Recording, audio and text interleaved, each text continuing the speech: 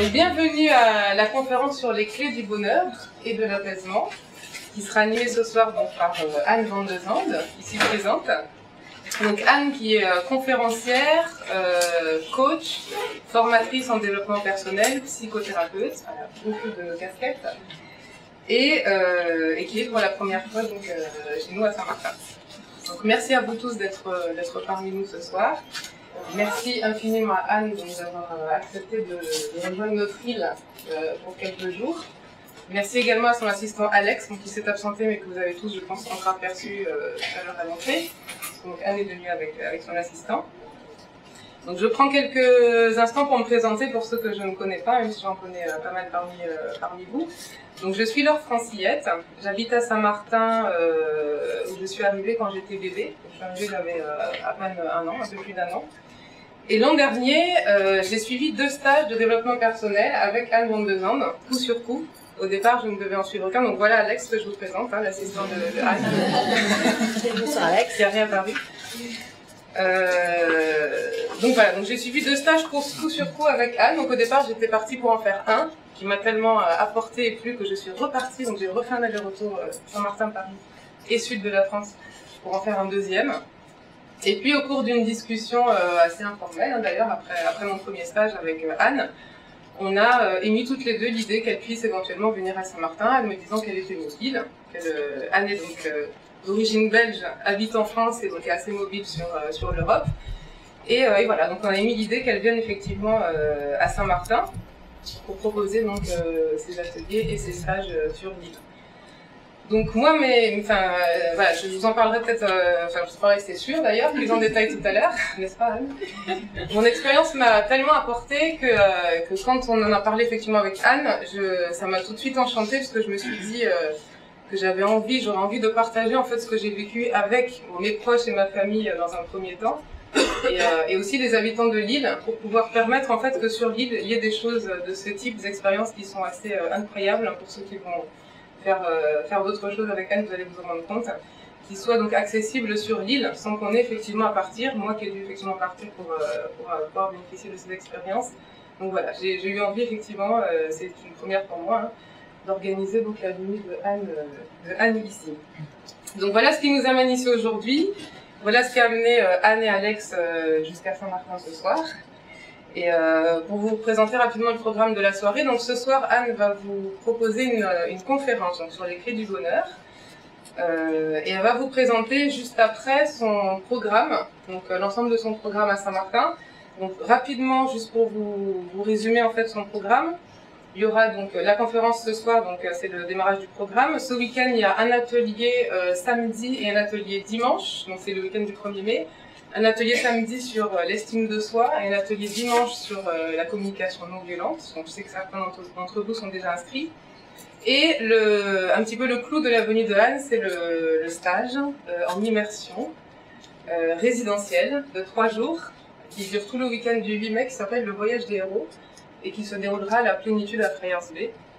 Merci encore à Isabelle pour son aide sur l'organisation de ce stage. Donc Isabelle qui tient donc la plénitude. Donc voilà, après la conférence, vous pourrez poser quelques questions, je dirais en fonction du temps qu'on a, à Anne, sur l'ensemble des événements donc, qui sont proposés donc, sur la suite du programme.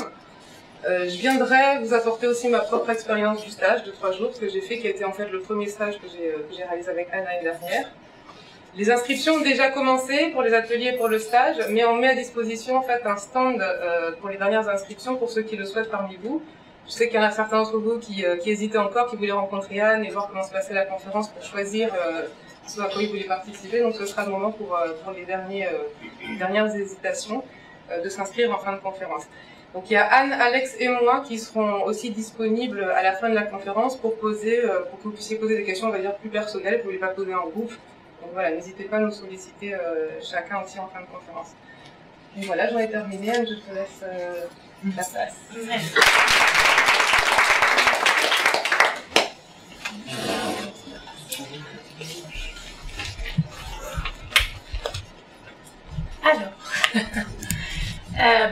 À moi aussi de vous dire que je suis ravie d'être là. J'ai déjà pu profiter 2 jours de votre belle île. Donc j'ai déjà pris des couleurs. Et Et je suis vraiment ravie d'être là et je remercie à mon tour Laure pour toute son implication dans l'organisation de cet événement.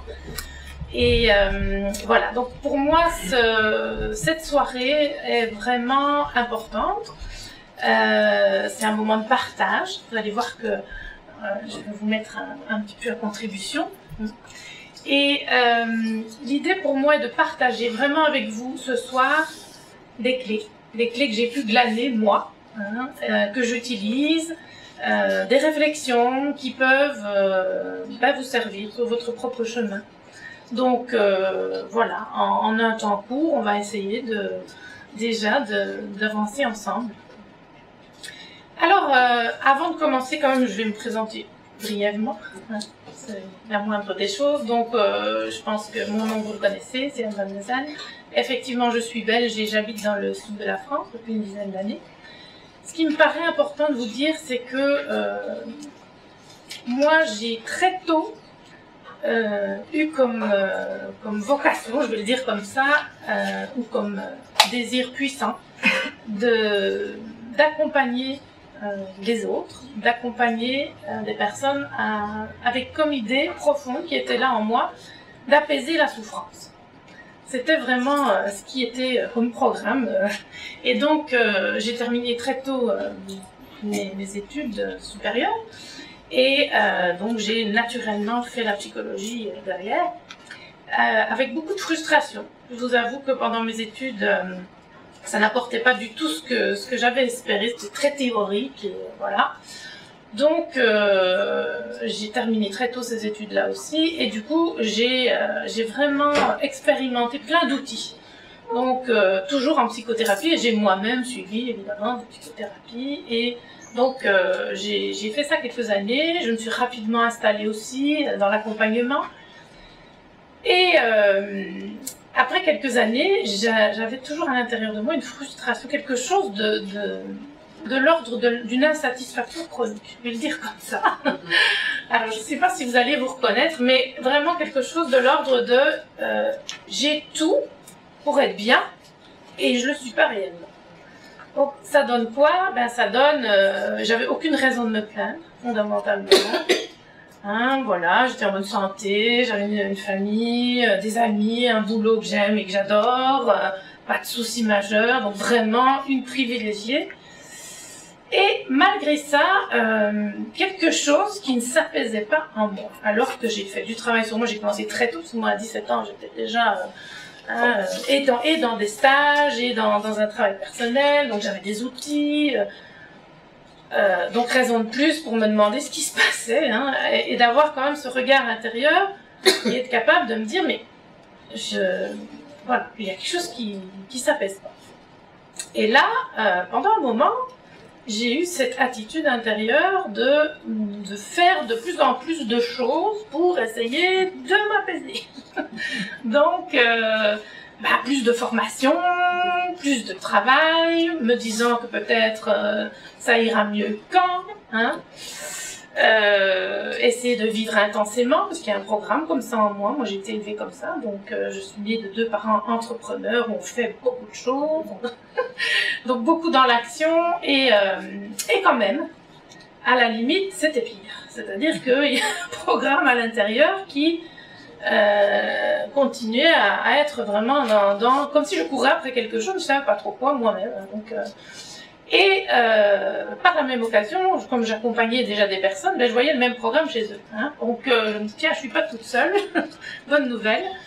Et là, j'ai commencé à vraiment me dire, mais comment est-ce que je peux prétendre accompagner des personnes si pour aller bien, ou pour aller mieux, ou en tout cas pour trouver des clés pour s'apaiser, si moi-même je ne les trouve pas pour moi, ça ne fonctionne pas, il va falloir que je fasse quelque chose. Et donc c'est là qu'a commencé tout un chemin qui est sorti un peu des rails, c'est-à-dire que j'ai expérimenté, je vais l'annoncer comme ça, j'ai investi sur moi. C'est vraiment cette envie d'aller trouver pour moi-même un chemin qui me permette non pas de m'asseoir dans la chaise du bonheur définitivement, mais en tout cas de trouver des zones où, où je puisse... voilà. Donc, alors je vais pas énoncer ça, ça n'a pas d'importance. Un chemin spirituel et j'ai été voir, j'ai été naviguer, j'ai été très curieuse, j'ai fait beaucoup de choses. Et c'est pas parce que j'ai fait beaucoup de choses que ça a été mieux, mais simplement parce que dans ce beaucoup de choses, il y a eu pour moi vraiment des lumières. Hein. Il y a eu à certains moments donnés des compréhensions, des déclics, des choses qui ont vraiment permis qu'un chemin s'amorce réellement. Parce qu'on peut faire un chemin intérieur dans sa tête. Vous savez sûrement ça. On peut travailler beaucoup avec sa tête, on peut beaucoup comprendre de choses. Et sans pour autant s'apaiser. Donc, moi j'ai fait ça beaucoup. Je pense qu'il y en a parmi vous qui ont dû faire ça aussi. Et donc l'idée a été vraiment de suivre ce chemin-là. Et je suis toujours sur ce chemin, nous y sommes tous, il n'y a pas de fin. Hein. Mais par contre, mon idée ce soir, c'est juste de partager avec vous, ne fût-ce que quelques éléments, quelques clés, quelques réflexions qui vont permettre pour chacun, même si je pense qu'il n'y a rien de nouveau pour la plupart en termes d'informations, mais peut-être que la façon d'organiser ces informations, de les entendre aujourd'hui, avec d'une autre façon, avec d'autres exemples, pour certains va déjà permettre d'intégrer quelque chose. Donc voilà l'idée. Alors, le thème du bonheur, il est évidemment assez bateau, hein, le bonheur. Alors, et pourtant, quand même, moi, je pense que si je vous demande à tous, après quoi vous courez, qu'est-ce qui vous anime, quel est vers quoi vous allez, hein, quand je vois des patients, ils viennent pour plein de raisons. La plupart du temps, quand on va consulter ou qu'on commence un travail personnel, c'est parce qu'on est dans l'inconfort. C'est rarement dans les zones de confort qu'on se dit ça y est, maintenant je vais aller voir ce qui se passe pour moi. En général, parce qu'on est dans une zone de turbulence, soit parce qu'on a des émotions qu'on n'arrive pas à gérer, ou on vit une situation qu'on n'arrive pas non plus à digérer. Donc, et ce début de chemin, il est motivé par je veux être bien. Alors certains vont me dire je veux être heureux, d'autres vont me dire je veux être bien, ou bien je veux être en paix. Moi je le formule comme ça, c'est quelque chose qui me parle à moi, mais fondamentalement, quel que soit le vocabulaire qu'on va utiliser, je pense qu'on va se retrouver. On va se retrouver dans cet élément de s'apaiser, enfin je veux dire de trouver une zone d'apaisement. Donc naturellement, c'est juste important de pouvoir se poser les bonnes questions à ce sujet-là. Parce que si on court après le bonheur, c'est bien, mais c'est quoi? C'est où? Ouais, c'est ça. Comment? Est-ce qu'on peut l'identifier? Donc, voilà un peu le sujet de débat de ce soir. J'aimerais commencer par une réflexion de mon collègue belge Thierry Janssen. Je ne sais pas s'il y en a qui le connaissent, il a écrit pas mal de bouquins, assez passionnants. Et j'ai été à une conférence il n'y a pas si longtemps, où il traitait aussi du bonheur, et il a eu une réflexion rigolote, à moi à mes yeux c'était rigolo. Il a parlé de deux catégories, donc c'est-à-dire qu'il a classé les gens dans deux catégories, et il a expliqué que d'un côté il y avait les satisfaiseurs, et de l'autre côté les maximiseurs. Alors je ne sais pas si déjà ça vous parle ce terme-là. Et c'est un exemple qu'il a donné à propos de comment on reconnaît quelqu'un, quels sont les gens qui sont plus heureux que les autres au final. Alors, dans le mot « c'est dit », bon, d'un côté le satisfaiseur, c'est-à-dire celui qui se satisfait et qui regarde, vous connaissez la métaphore du verre à moitié plein ou du verre à moitié vide. Eh bien, c'est la personne qui regarde le bon côté des choses. Donc, qui va se réjouir de ce qu'il a, qui va nourrir le positif, qui va avoir ce regard sur la vie qui est toujours d'aller chercher ce qui va pouvoir lui apporter une satisfaction. Et le maximiseur, effectivement, il va faire l'inverse. C'est-à-dire, il va regarder le verre à moitié vide. C'est le même verre, hein. Il y a toujours la moitié dedans, mais le regard est différent. Et donc c'est sûr que regarder de cette façon-là la réalité provoque une insatisfaction. Flûte, il ne reste plus qu'un demi-verre. Et moi j'ai très soif. j'aurais aimé un verre entier, voire 2, mais il n'en reste qu'un demi. Et donc, cette attitude-là, c'est l'attitude du toujours plus. D'accord? Jamais assez, c'est une autre façon de dire.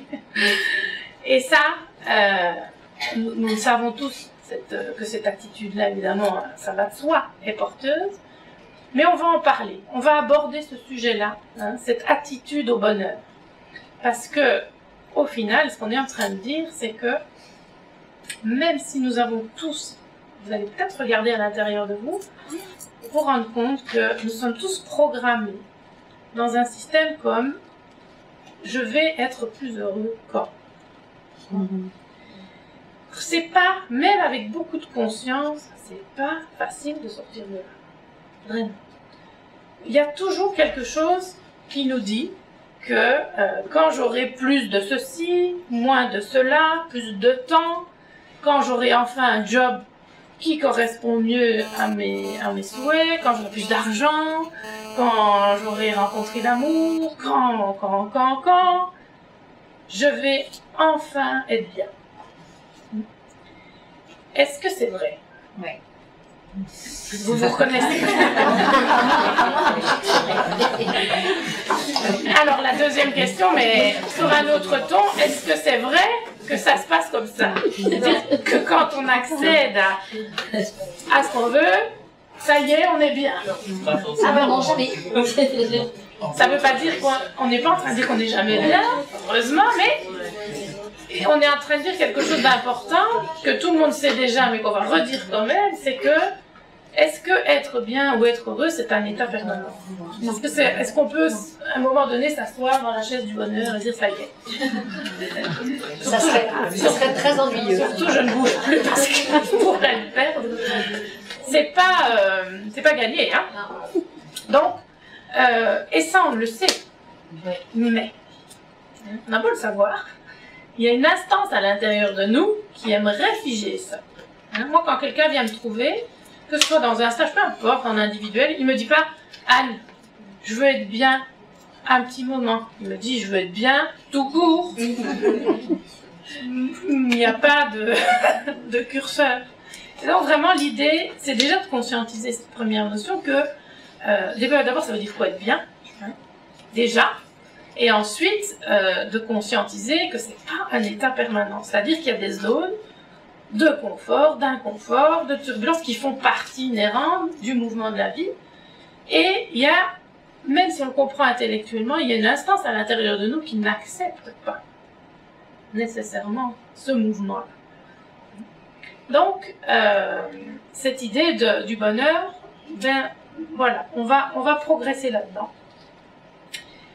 Et je vais commencer par vous mettre à contribution en vous demandant pour vous. D'abord, est-ce que tout le monde aspire au bonheur ici? Ça pourrait arriver, hein? Quelqu'un, pas du tout. Mais presque. Voilà, de temps en temps. Oui, la plupart du temps, sur le chemin. Sur le chemin. Est-ce que vous pouvez identifier pour vous quels sont les moments où vous êtes bien dans votre vie, dans votre quotidien, dans ce qui se passe pour vous? Est-ce que vous pouvez mettre rapidement, hein, parce que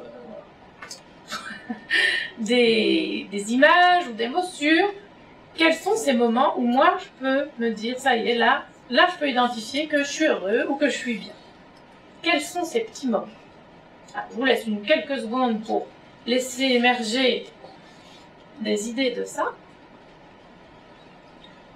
Et puis, je vais vous demander de répondre. Qui est-ce qui a déjà une idée à propos de ça? Quels sont ces petits moments dans votre vie à vous qui sont de... Voilà. Quand je n'ai pas d'attente par rapport aux autres, je suis satisfaite avec moi-même. Voilà. Ok. Alors, pas d'attente, ça c'est sûr que c'est reposant. Mais oui. Ok, voilà un exemple. Alors. Moi, tout simplement, quand je suis seule, que je suis dans mon jardin, avec la nature, avec éventuellement une belle vue, et que je me sens bien en harmonie avec la nature et avec moi-même. Donc. Voilà. Alors, la nature, les moments qu'on peut prendre pour s'apaiser en lien avec la nature, ça revient très souvent quand je pose cette question. Hein. Sur la plage, vous êtes servi ici. Hein. Il y a des éléments clés, apaisants. Quand on quitte son travail, qu'on arrive à la maison, qu'on a pu, les enfants sont partis, le mari n'est pas là, et on se retrouve toute seule. On dit, je n'ai rien à faire, je ne veux rien savoir, je me repose, je me détends, et je suis là, j'admire la vue, je me relâche. Et là, c'est un moment de bonheur. Bon, je vois qu'il est partagé. Oui, bien sûr. À l'unanimité. Donc il y a plein de petits moments de bonheur comme ça qui s'additionnent. Voilà. Hein, donc je pense qu'on pourrait en débattre un certain moment de ça. Et les exemples vont fuser parce que quand on se pose un peu et qu'on commence à regarder, on va en trouver plein. Encore heureux, vous me direz, parce que sinon ce serait triste. Hein. Donc bien sûr que chacun a des tas de petits moments où on peut se sentir bien. Alors ce qui va sortir très souvent quand je pose ces questions et qu'on a le temps d'en débattre, c'est effectivement des petits moments où vraiment on se pose. D'accord ? La plage, la nature, je rentre chez moi, voilà, je mets un bon bouquin, un verre de vin, je sais pas. Moi, c'est quand je marche. Alors, Moi, la qui marche. Il y a d'autres personnes, c'est du shopping. Pourquoi? Eh oui. Du lèche Bon, alors, là, le point commun ici, quand même, de tous ces exemples que vous donnez, on voit que c'est des moments que vous vous accordez pour vous faire plaisir. Voilà. On n'est pas dans le rush, c'est bon, voilà, que ce soit je marche, je m'arrête, je vais nager, enfin peu importe. Ça va rester des moments où ça y est, je m'accorde, je m'autorise. Mais parce qu'on a décidé de se l'autoriser. Parce Moi, il y a qu'on a toujours décidé. quelque chose à faire. Voilà. C'est parce qu'on a décidé de. Voilà. Bon. Maintenant, on se pose. Alors ça c'est le plus évident, c'est ce qui va venir en premier parce que forcément c'est des moments qu'on décide bien quelque part. Il pourrait ne pas être bien quand même, mais on en reparle après. Même si on le décide. Mais voilà. Maintenant, est-ce que ça voudrait dire que les moments qu'on ne s'accorde pas volontairement, comme un moment de pause ou un moment de plaisir, du coup, c'est pas des moments qui pourraient être des moments où on est bien? Si, bien sûr. Ah, ok. Non, mais c'est important, hein, parce que évidemment, c'est plus facile puisqu'on l'a décidé qu'à ce moment-là, on allait prendre un moment pour être bien, c'est plus facile. D'accord? Maintenant, est-ce que on peut commencer à regarder aussi la possibilité d'être bien, même quand on est dans son boulot, en train de faire la vaisselle, ou je ne sais quoi d'autre, peu importe. C'est juste qu'on en est moins conscient. On en est moins conscient, ou alors on arrive à cet événement. Qu'est-ce qui fait que les moments où on est bien, quels qu'ils soient, hein, parce que je crois qu'on pourrait donner des milliers d'exemples tous ensemble, on y arriverait. Hein. Qu'est-ce qui fait que ces moments sont des moments qu'on peut qualifier comme des moments de bonheur, ou des moments de paix, ou des moments où on est bien?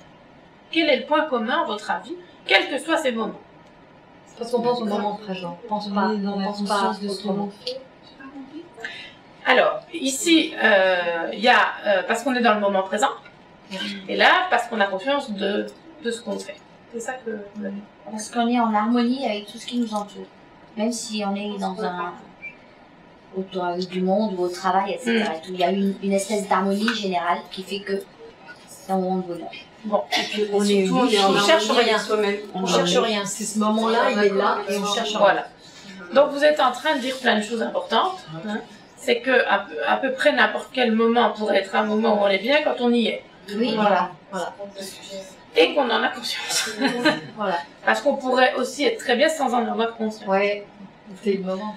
Voilà. Donc cet instant présent, cette capacité d'être présent dans l'instant, c'est sûr que si je vais prendre, on va continuer notre chemin, je prends un des exemples que vous m'avez donné. Je suis dans la nature, ça c'est facile, en général ça marche bien, la mer, la nature. Je vais marcher ou je me mets au soleil, ou peu importe. Je décide, en plus on prend un moment fort, je décide d'être bien, je décide de m'accorder un moment. Est-ce que pour autant, nécessairement, ça va être un moment où je suis bien? Pas forcément. Pas forcément. Alors, qu'est-ce qui pourrait m'en empêcher? Oui, les éléments extérieurs pourraient m'en empêcher. Les soucis, le mental. Alors, évidemment, s'il y a des éléments extérieurs, il y a des éléments extérieurs, mais le plus souvent, on n'a même pas besoin d'eux parce qu'on a des éléments intérieurs absolument féroces. Si Jeanne. Voilà. Donc ça, même si je suis dans un moment, dans le moment présent, bien sûr que si je suis totalement présente à ce que je fais, il n'y a aucune raison que ce soit pas bien, puisque j'y suis. Il n'y a pas de résistance intérieure à ce qui est en train de se passer. C'est-à-dire qu'il n'y a aucune partie de moi qui me tire ailleurs, qui me dit quelque chose à propos du passé ou du futur. Donc, je suis exactement en train de vivre ce que je vis, et c'est forcément bien. Puisqu'il n'y a pas de connotation, d'interprétation, je suis juste dedans. C'est toujours bien. Même quand on fait quelque chose. Parce que si je suis à mon boulot, même si, je sais pas, je tape toute la journée sur l'ordinateur et qu'à un moment donné, ça peut devenir très automatique, ça n'empêche que si je suis complètement présent dans ce que je fais, qu'il n'y a pas une partie de moi qui a envie d'être ailleurs, ou une partie de moi qui juge ce que je suis en train de faire, ou qui me tire dans le passé ou dans le futur, c'est un moment où je suis bien. Ça n'est pas possible autrement. D'accord? Alors je vais peut-être pas le décrire comme un grand moment de bonheur, mais ça va rester un moment, voilà, c'est un moment où j'y suis. Et il n'y a pas de connotation ni différente entre le bien et le mal, c'est un moment vécu. Donc cette notion du mental, on l'aborde ici, parce que c'est quand même quelque chose dont nous sommes tous conscients, mais d'en être encore plus conscient, ça aide. Si je suis en train, voilà, moi j'aime bien lire, souvent c'est un moment de pause pour moi, donc là je vais me faire un bon bouquin, tout est prêt, je m'installe, mon bon bouquin, sauf que j'arrive pas à lire. C'est parti. Et pourtant, j'ai décidé, j'y suis, j'ai tout mis autour, voilà, j'ai coupé le téléphone, mais non, il y en a un autre de téléphone. Et du coup, je peux pas me concentrer. C'est-à-dire que je dois relire plusieurs fois chaque page et je comprends rien à ce que je lis parce que j'y suis pas. C'est un exemple parmi d'autres. Donc ça, c'est important de comprendre ce qui se passe là. Et cette pensée, en plus, elle nous tire partout sauf dans le présent, bien sûr. C'est-à-dire, je pense à quelque chose que j'ai vécu hier, avant-hier, il y a 3 semaines, on s'en fiche, dans le passé. Et qu'est-ce qui va se passer? Je vais vivre des émotions en lien avec ça. C'est-à-dire que non seulement je vais y penser, mais en plus je vais vivre littéralement comme si j'y étais. Mon ressenti va s'accorder et s'aligner avec mes pensées. D'accord? Donc, où suis-je réellement? C'est une question qui paraît bateau, mais où est-ce que je suis à ce moment-là? Est-ce que je suis dans mon transat, en train de lire mon bouquin et Physiquement seulement. Physiquement seulement, et encore pas tout physiquement, parce que tout mon ressenti, mes émotions sont complètement, c'est dans le physique ça, hein, vous êtes d'accord, on ressent des choses, c'est bien dans le physique. Et bien ça n'est pas du tout en lien avec le présent non plus. Donc il reste plus que l'enveloppe, mais tout le contenu, il est ailleurs. Donc ce que je suis en train de vivre à ce moment-là, c'est non pas ma vie, parce que le passé C'est fini. est passé. Je peux aussi être dans le futur, en train de m'inquiéter parce que dans 3 jours, j'ai une interview, je sais pas quoi, et je me fais tous les films qui vont avec, et pendant ce temps, je ressens, peut-être je vais comme ça, je commence à transpirer, j'ai le cœur qui bat, alors que j'y suis pas du tout. Et qu'en plus, le film que je me fais, il n'existera peut-être jamais, hein, parce que je me raconte des tas d'histoires. Et donc, ben, je suis toujours en train de vivre autre chose que ce qui se passe réellement. Avec pas seulement la pensée, c'est important de se le rappeler, avec tous les liens dans le corps qui vont avec. Donc réellement, nous sommes en train de vivre une vie qui n'est que très rarement dans le présent. En train de ressentir viscéralement et parfois même d'agir en fonction de pensées et de ressentis qui n'existent pas, qui sont complètement en lien avec des choses qui ne sont pas là. D'accord? Tout ça, on le sait parce qu'on le vit tous. Mais, on est en train de dire quelque chose d'important, c'est que les moments où on est bien, c'est quand ça s'arrête, quand on est là. Et est-ce que c'est très fréquent, ça? Ben, ça demande d'apprivoiser, quelque part, cette machinerie qui nous dépasse. Est-ce que vous avez le sentiment de choisir vos pensées? C'est une question curieuse, mais... Alors, je le pose autrement, qui dans la salle a le sentiment de décider de ses pensées? Ça dépend des moments. Alors, Ça dépend des moments. ok. C'est pour ça que vous répondez pas, parce qu'il y a un bémol.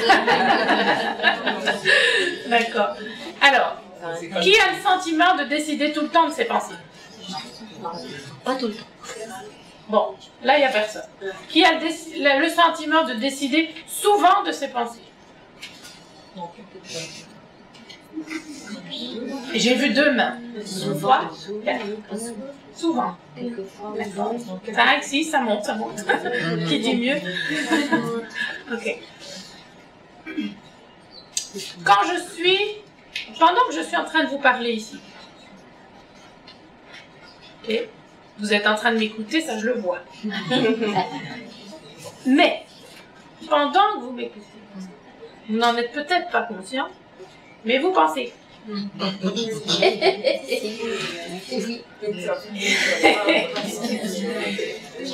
Et parfois, vous pensez beaucoup. Ça veut dire que sur chaque truc que je dis, pouf, il y a un lien, il y a une image, et ça parle en même temps. C'est-à-dire que vous êtes en train de me suivre en stéréo. C'est-à-dire que pendant que je vous parle, il y a des voix dans votre tête. Et vous devez suivre tout ça en même temps. Pas ça. Pas ça. Toutes ces pensées que vous avez dans la tête pendant que je vous parle, est-ce que vous les décidez? Est-ce que vous avez choisi de penser à ça, à votre avis? Ben non. Vous êtes occupé à m'écouter. Normalement, ça devrait être vide là-dedans. Il faudrait un grand espace d'écoute. Parce que c'est pas facile de suivre 2 conversations en même temps. Hein? Non mais, c'est notre quotidien, permanent. Hein? Et en plus, il y a des images. Et en plus, il y a des ressentis. Parce que si au moment où je vous parle, vous pensez à quelque chose qui évoque un ressenti pour vous, en plus, vous allez devoir gérer du ressenti au milieu de tout ça, qui n'a rien à voir avec ce qui est en train de se passer ici et maintenant. C'est parce que vous avez fait un lien avec quelque chose qui s'est passé ou qui se passera. Et il faut arriver à vivre comme ça. D'accord? Alors, si vous... Bien sûr que de temps en temps, on peut décider de penser à quelque chose. Hein? Il y en a qui ont levé la main quand même, qui ont dit si, moi je choisis mes pensées. Mais ces petits moments, c'est des moments. Bien sûr qu'on peut décider. Moi, je peux, avant de venir à Saint-Martin, je vous avoue que plusieurs fois, je me suis vue, je me dis, ça va être chouette, ça va être sympa. Pas forcément, j'ai eu des petits moments de rêverie comme ça où je me voyais, je me disais, ça va être chouette, je vais aller me baigner, ça va être super. Et donc j'ai imaginé des scènes, etc. J'ai décidé ça, parce que je m'installe, j'y pense volontairement. Sauf que ça dure combien de temps ça? Quand on décide de penser à quelque chose, ça dure pas bien longtemps. Ça peut. Et oui, parce que tout de suite, pouf, c'est reparti. Allez, donc oui, on choisit, on peut choisir, mais vous êtes quand même conscient que dans notre tête, il y a un sacré bazar. Alors, être présent avec tout ça, c'est pas si simple, d'accord? D'autant que y a quelqu'un ici qui a dit il faut en plus de la conscience. C'est pas le tout d'être dans le moment, il faut encore arriver à mettre de la conscience dessus pour arriver à le prendre et à le vivre. Donc, cette histoire de pensée, bien sûr, nous sommes conscients, tout le monde sait qu'il a des pensées, nous vivons avec ça en permanence, donc ça s'arrête quand même pas souvent. Et pourtant, c'est comme si nous sommes impuissants face à ça. Parce que il y a même des personnes qui ne peuvent pas dormir. S'apaiser. Donc, je veux dire, déjà que c'est au quotidien, mais en plus, quand ça commence à être la nuit, c'est difficile. Donc, on va faire un petit exercice, si vous êtes d'accord. Est-ce que vous allez vous mettre dans la position du guetteur. Le guetteur, c'est celui qui s'attend à voir ou entendre quelque chose. D'accord? Donc, je vais vous demander de jouer le jeu, juste ça va durer quelques secondes. Hein. Dès que j'aurai terminé de vous expliquer, vous allez le faire, d'imaginer que vous êtes vous êtes curieux et vous vous demandez quelle va être la pensée suivante. Puisque c'est pas vous qui décidez, eh bien, on ne sait pas qui l'envoie cette pensée, on verra ça après, mais vous allez vous mettre dans cette énergie de l'attraper. Parce que la plupart du temps, on ne conscientise pas toutes ces pensées. Vous imaginez un petit peu la fatigue. En plus à écouter tout ça, c'est pas possible. Mais là, on va le faire. Donc, un peu comme au cinéma. Hein. Vous installez dans là, j'ai un bel écran, vous vous installez au cinéma, il y a un écran blanc, et vous attendez le film. Vous savez pas encore ce qui va venir, quelle est la première image, le générique, vous ne pouvez pas savoir. Vous attendez. Et puis on vous envoie le film. Mais vous faites la même chose avec vos pensées. Donc, vous êtes au cinéma, vous attendez, et vous essayez d'attraper la première pensée qui vient. Elle peut être visuelle, peut-être vous allez voir, ou entendre, vous parlez. D'accord? Alors, on va le faire. C'est vraiment de l'attraper, hein, d'en prendre conscience, concrètement. Allez, on se met dans cette position.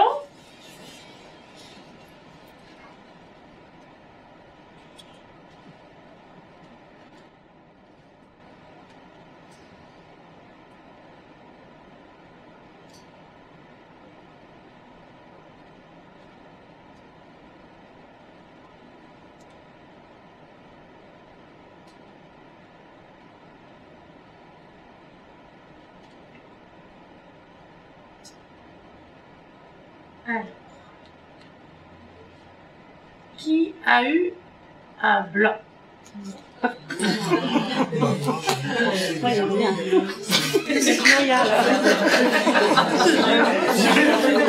Plus rien. C'est ce que je fais pour avoir des blancs.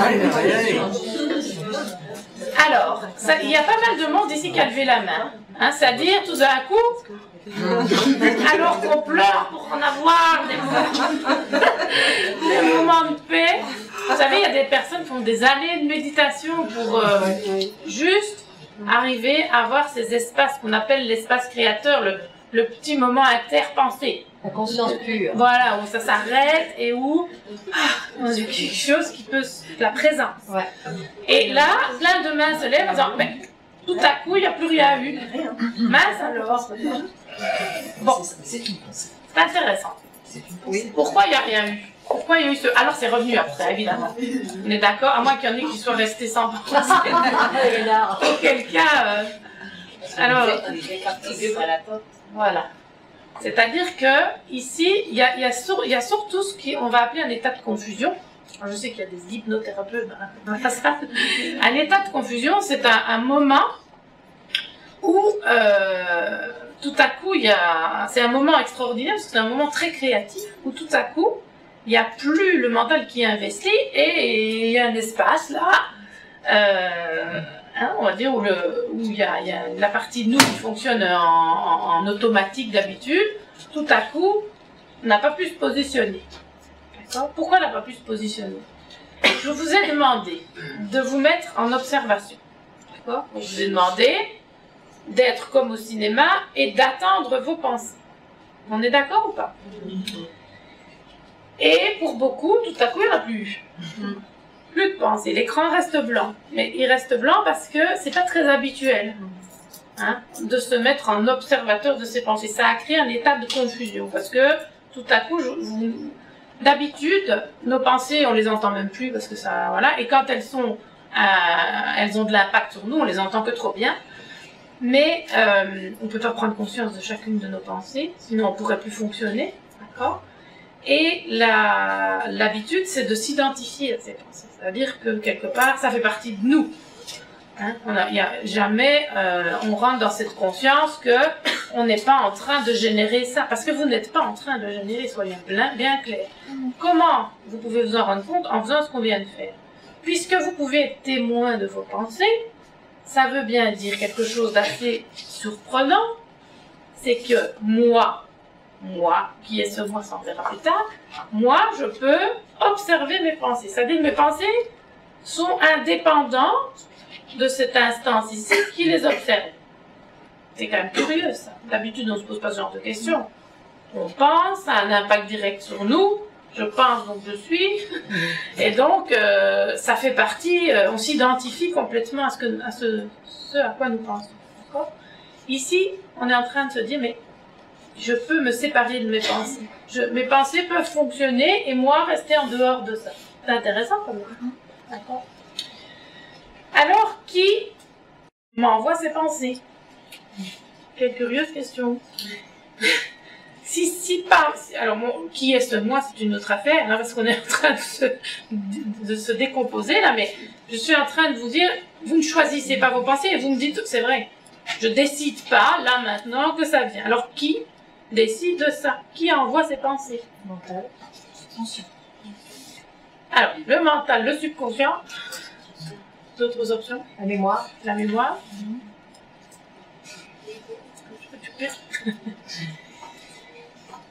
Bon, c'est là que je veux en venir parce que moi, depuis que j'ai eu cette compréhension-là et que j'ai commencé à travailler là-dessus, sur cette notion, on va parler d'ego, non seulement ça a changé ma vie, mais ça a changé ma façon de travailler, ça a changé aussi la vie des personnes avec qui je travaille. Parce que c'est vraiment très clarifiant de comprendre cette instance à l'intérieur de nous. Alors l'ego, vous savez ce que c'est? Ouais. Tout le monde sait. Alors c'est quoi? C'est le moi intérieur, c'est le moi. Le moi. Vous êtes d'accord avec ça? Pas toujours, non, non. L'ego, c'est difficile à dire. C'est partie du mental, ça fait partie de l'extérieur, ça fait partie de... Le moi, c'est beaucoup plus petit, beaucoup plus vrai, pour moi. Hein. Ouais. Alors, bien sûr, on va pas rentrer dans du jargon de psy, parce que l'ego, pour moi, comme je vais vous le présenter aujourd'hui, on va le rendre vivant. Une personnalité. Comment? Personnalité. Oui, la personnalité. Hein, en général, c'est comme ça qu'on le comprend. C'est ce que j'entends qui est capté par rapport à ça. Souvent, c'est l'image que j'aimerais renvoyer, qu'on me renvoie. C'est ce que j'aimerais qu'on voit de moi. Hein. Donc, c'est la personnalité. C'est voilà, souvent comme ça que c'est capté. On va vraiment l'aborder d'une façon... Moi, j'aime bien dire comme si je parlais à des enfants de 3 ans, hein, peut-être 5, 6, parce que, voilà, pour que ça devienne quelque chose de palpable, je vais utiliser des images et vous dire où je veux en venir avec ça. Donc, l'ego, c'est quand nous naissons, toute enfance que nous avons tous été, nous naissons complètement dépendant de notre environnement, hein. Surtout le petit humain, il n'est pas très indépendant rapidement, dans le sens où notre survie dépend de l'autre, de l'extérieur. Le bébé, il peut rien faire tout seul, et donc il a une particularité, c'est qu'il est complètement unifié avec l'extérieur. Il n'y a pas de je, il n'y a pas de tu, il n'y a pas de nous. L'enfant est complètement en osmose, je dirais, voilà, avec avec l'extérieur. Et vers l'âge de 8 mois, hein, c'est à peu près cet âge-là, il y a souvent, on va retrouver ça chez nos enfants, tout à coup, ils ne supportent plus qu'on quitte la pièce, il y a une angoisse de séparation, etc. Et c'est aussi à l'âge où il y a l'acquisition petit à petit, hein, ça va venir du langage, des codes, etc. Quand l'enfant va comprendre qu'il est séparé, c'est-à-dire que il n'est pas un avec tout l'environnement, mais qu'il y a un être individuel, c'est-à-dire lui et les autres. Il y a quelque chose de paniquant, hein, parce que aussi il est dépendant. Et donc il y a ce besoin d'être en lien qui est très important. Ça, nous l'avons tous vécu. Alors je vais simplifier ça au maximum, on ne va pas du tout rentrer dans des connotations de théorie là-dedans. Je voudrais juste que vous compreniez que dans cet espace-là, l'enfant existe dans le regard de l'autre. C'est-à-dire que la prise de conscience que je existe, ça se fait dans ce qu'on me renvoie. D'accord? Je prends conscience que je suis là parce que j'ai du feedback. Okay? Et ça, c'est quand même très très important dans notre construction. Alors, puisque toute notre survie en dépend et que nous nous construisons dans ce lien, il y a évidemment très rapidement un enjeu important. Vous savez tous que la nourriture principale pour l'être humain, bah, c'est quoi d'ailleurs? C'est l'autre. Alors c'est l'autre, bien sûr, c'est dans le lien à l'autre qu'on va le chercher.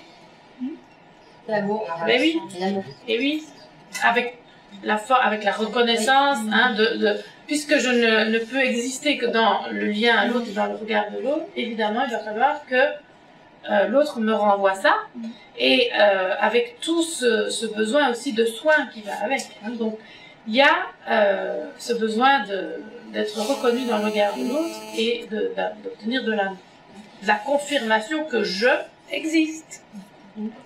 Donc l'ego, c'est cette construction, cette instance qui construit pour nous le je. D'accord ? Cette possibilité de s'identifier, d'être identifié, hein, et d'être unique, donc d'être différent.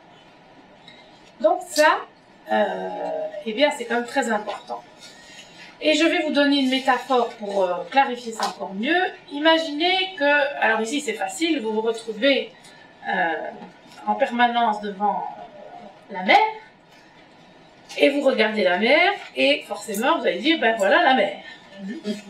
Mais si je retire une goutte d'eau, j'isole une goutte d'eau de la mer, et je la regarde, et qu'est-ce que je me dis? Voilà une goutte d'eau. Et oui, je vais me dire, voilà une goutte d'eau. Maintenant, je remets ma goutte d'eau dans la mer. Qu'est-ce qui se passe? C'est la mer. La mer. Pourtant, cette goutte d'eau, je l'ai identifiée, elle existe. D'accord? Elle existe bien. Une fois que je l'ai isolée, elle a bien une identité de goutte d'eau. Mais sauf que quand je la remets dans son élément, à la fois, c'est pas qu'elle n'existe plus. Elle existe toujours, mais je ne la vois plus. D'accord? Parce que elle s'est fondue dans la masse. Alors, est-ce que la goutte d'eau est différente ou est-ce que c'est la même chose que l'océan ou que la mer? Il fait partie quand même. Ça fait partie. C'est la C'est la même même chose? matière, c'est la même chose. C'est la même chose. C'est la même chose. Elle fait partie d'un tout. Voilà, elle fait partie d'un tout. Et pourtant, je peux l'isoler. Mhm. Et à ce moment-là, elle est bien C'est pareil avec l'ego. séparée. Vous avez déjà entendu parler, je ne sais pas, ici des travaux des motos? Oui. Ouais. Alors là, on voit bien qu'une goutte d'eau a une identité. Bien sûr. Hein? Sauf que, quand on la remet dans l'océan, ben... Alors c'est pareil, je vous donne cette image parce que c'est vraiment la plus claire pour moi pour comprendre l'ego. La goutte d'eau, c'est le je, c'est l'identité, d'accord? Et l'océan, c'est l'humanité. Comme la goutte d'eau se fond dans l'océan parce qu'elle est de même nature et de même essence que les autres gouttes d'eau, donc elles ne forment plus qu'un, c'est pareil. C'est la même histoire pour l'être humain. Nous sommes différents en termes d'identité, d'ailleurs il n'y a qu'à regarder. Physiquement, hein, l'univers a fait quelque chose, une œuvre incroyable, puisque nous sommes effectivement physiquement différents. Mais fondamentalement, dans notre essence, on est pareil. C'est-à-dire que, Unique. voilà, nous sommes des vibratoires, nous sommes de l'énergie, et puis même, je dirais, et à force de faire des stages, c'est quelque chose qui devient tellement évident, que nous ne sommes pas si différents du tout dans grand-chose. C'est même très interpellant à quel point nous sommes très semblables. Donc, voilà l'idée, c'est que l'ego, c'est vraiment la partie de nous qui est censée défendre, construire ce je. D'accord? Et pour ça, il faut que je sois différenciée.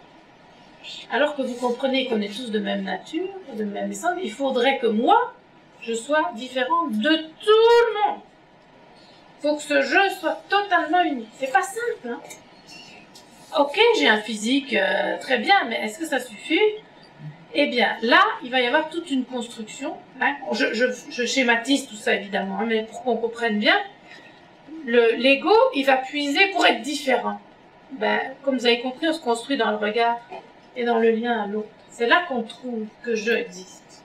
D'accord? Donc, où est-ce que l'ego va puiser sa matière pour construire ce je?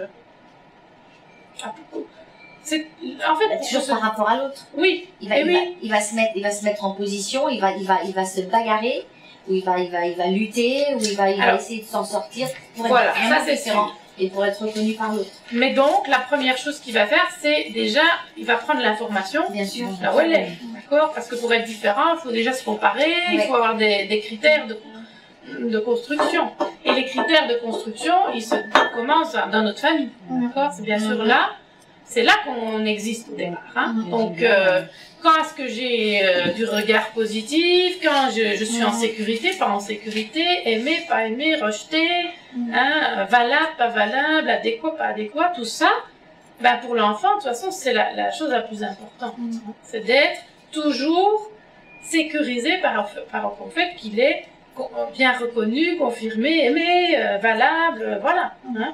Donc c'est dans ce lien, très rapidement, avec la construction du mental, parce que le mental c'est un outil. Hein. Pour moi ça a été clarifié en tout cas de comprendre comme ça, que c'est pas le mental qui cause tout seul dans notre tête. Le mental c'est l'ordinateur, d'accord? C'est une boîte, c'est un outil qui m'est très précieux. Personnellement, je ne voudrais pas qu'on m'enlève mon mental. C'est ce qui me permet de vous parler ce soir, c'est ce qui me permet de ranger l'information, de la trier,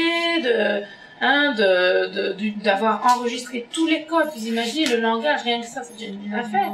Mais quel merveilleux outil. Donc, le mental, c'est quand même quelque chose de magique. Hein. Et grâce à ce mental, nous pouvons vraiment utiliser l'information et la stocker. Le problème, c'est quand le mental, alors que c'est un outil, devient son propre maître. Ça veut dire que pour moi, la définition d'un outil, c'est quelque chose que je vais utiliser quand j'en ai besoin. Si j'ai besoin d'un marteau, je vais le chercher, je cloue et puis je range. Mon mental, c'est plus difficile de le ranger. Hein, et je le prends pas quand j'en ai besoin. Il fonctionne tout le temps. Et il fonctionne tout le temps, non pas parce qu'il fonctionne tout seul, mais parce que l'ego le récupère. Et c'est là que nous allons. Quand je vous demandais tout à l'heure pourquoi est-ce qu'il y a des pensées permanentes comme ça, qu'est-ce que c'est que ça? Alors, c'est la plupart du temps l'ego qui fait son œuvre. Alors, comment ça se passe? Au niveau de l'ego, vous avez compris que son job, c'est de faire que nous existions. Parce que si, comme la goutte d'eau, je me fonds dans la masse, il se passe quoi? Pour l'ego, c'est la mort. Puisqu'il faut... je défends le je. D'accord? Et pour que je existe, eh bien, la pire des choses, c'est de disparaître. C'est-à-dire qu'on ne me remarque pas, concrètement. Que personne ne me montre mon existence dans le lien. Vous savez comme on a besoin d'être confirmé, d'être reconnu, d'être aimé. C'est très important. Hein. Et donc, pour l'ego, la mort, c'est ça. D'ailleurs, vous connaissez peut-être... ça va vous faire rire si je vous le dis comme ça, mais est-ce que vous connaissez quelque chose de plus agréable que de vous entendre dire « Mon Dieu, que tu es ordinaire ». Vous avez déjà entendu, vous? Non, non plus. Mais je n'aimerais pas. Enfin, mon ego n'aimerait pas toujours. Donc, comme tu es banal, hein? C'est pas ça, c'est super quelqu'un plaisant. très en colère après vous et qui lui dit pour faire Voilà, la fête. c'est ça. Mais autrement, il ne pense pas. Pour l'ego, c'est catastrophique, hein, parce que ça veut dire il faut sortir du lot. Je veux dire, c'est un job à temps plein. Parce que toujours, c'est cette quête à être reconnu. Et pour ne pas se fondre dans la masse, soyons clairs, comment il va faire? Il faut être unique. Vous imaginez à quel point c'est difficile? Parce que l'être humain en soi, oui, nous sommes peut-être différents physiquement, mais ma foi, on fait tous de notre mieux. Mais comment on va faire pour sortir du lot? C'est pas simple. Pour que ce je soit à tout prix identifié, reconnu, pour que je sois unique et que j'ai une valeur du coup aux yeux des autres et que je puisse me manifester en tant que je. C'est un job, hein. Donc, souvent, l'ego va puiser dans les valeurs familiales en début, puis dans l'inconscient collectif et puis dans tout ce qui traîne autour.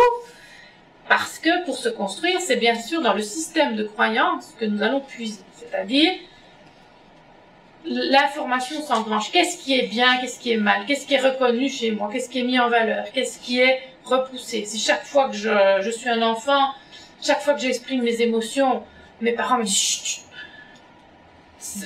ou me punissent à la limite parce que je crie ou parce que je suis trop exubérant ou parce que je sais pas que je manifeste quelque chose, je vais vite sentir que là, j'ai pas l'approbation. C'est pas bienvenu, je suis pas adéquat, je suis pas, et voir, je reçois une taloche, ou je sais pas. Très rapidement, je dois m'adapter à ça, parce qu'il y a ma survie, la survie du jeu. Hein. Et donc, dans ce système de croyance-là, je vais construire cette fameuse personnalité dont on parlait tout à l'heure, c'est-à-dire en lien avec le système de croyance, je vais essayer de gommer certaines attitudes, je vais me construire littéralement un personnage qui correspond et pour sa survie et pour sa reconnaissance à ce qui me semble le plus sécurisant, adéquat. Et nous avons beaucoup de points communs. Hein. Bien sûr qu'il y a des croyances communes pour chacun de nous sur lesquelles nous nous sommes construits et d'autres qui sont plus personnelles selon le milieu dans lequel on a été élevé. Alors, jusque-là, tout va bien, mais cet ego-là, avec cette partie de nous qui défend ce jeu, le job, souvent, il va prendre trop de place, cet ego, parce qu'il a peur. L'ego fonctionne dans la peur. Peur de disparaître, de ne pas exister. Ça veut dire la mort. Et donc, il y a cette tension intérieure à toujours correspondre dans le lien, dans le regard, pouvoir être renvoyé à quelque chose d'eux. Et puis, notre propre regard, parce qu'il y a à l'intérieur de nous, vous le savez, le plus puissant, ce fameux regard intérieur qui passe son temps à voir si on est adéquat, qui regarde les autres, c'est l'ego qui fait ça. Il est là. D'accord? Et donc, il se compare aux autres, il va chercher tout le temps ce qu'il peut, comment faire pour se distinguer, pour exister. Donc, il s'en donne du travail. Avec souvent, avec comme critère le plus présent chez chacun de nous, c'est ce qui va être décrit comme le besoin de perfection. Parce que, comment on fait pour sortir du lot? Comment on fait pour avoir un jeu alors qu'il y en a tant d'autres des jeux, pour être reconnu, se distinguer? Il va y avoir une pression. Avec, et ce qui va, alors la perfection ça veut rien dire, mais ça va correspondre au code qu'on a engrangé, selon les critères qu'on a eu dans notre éducation.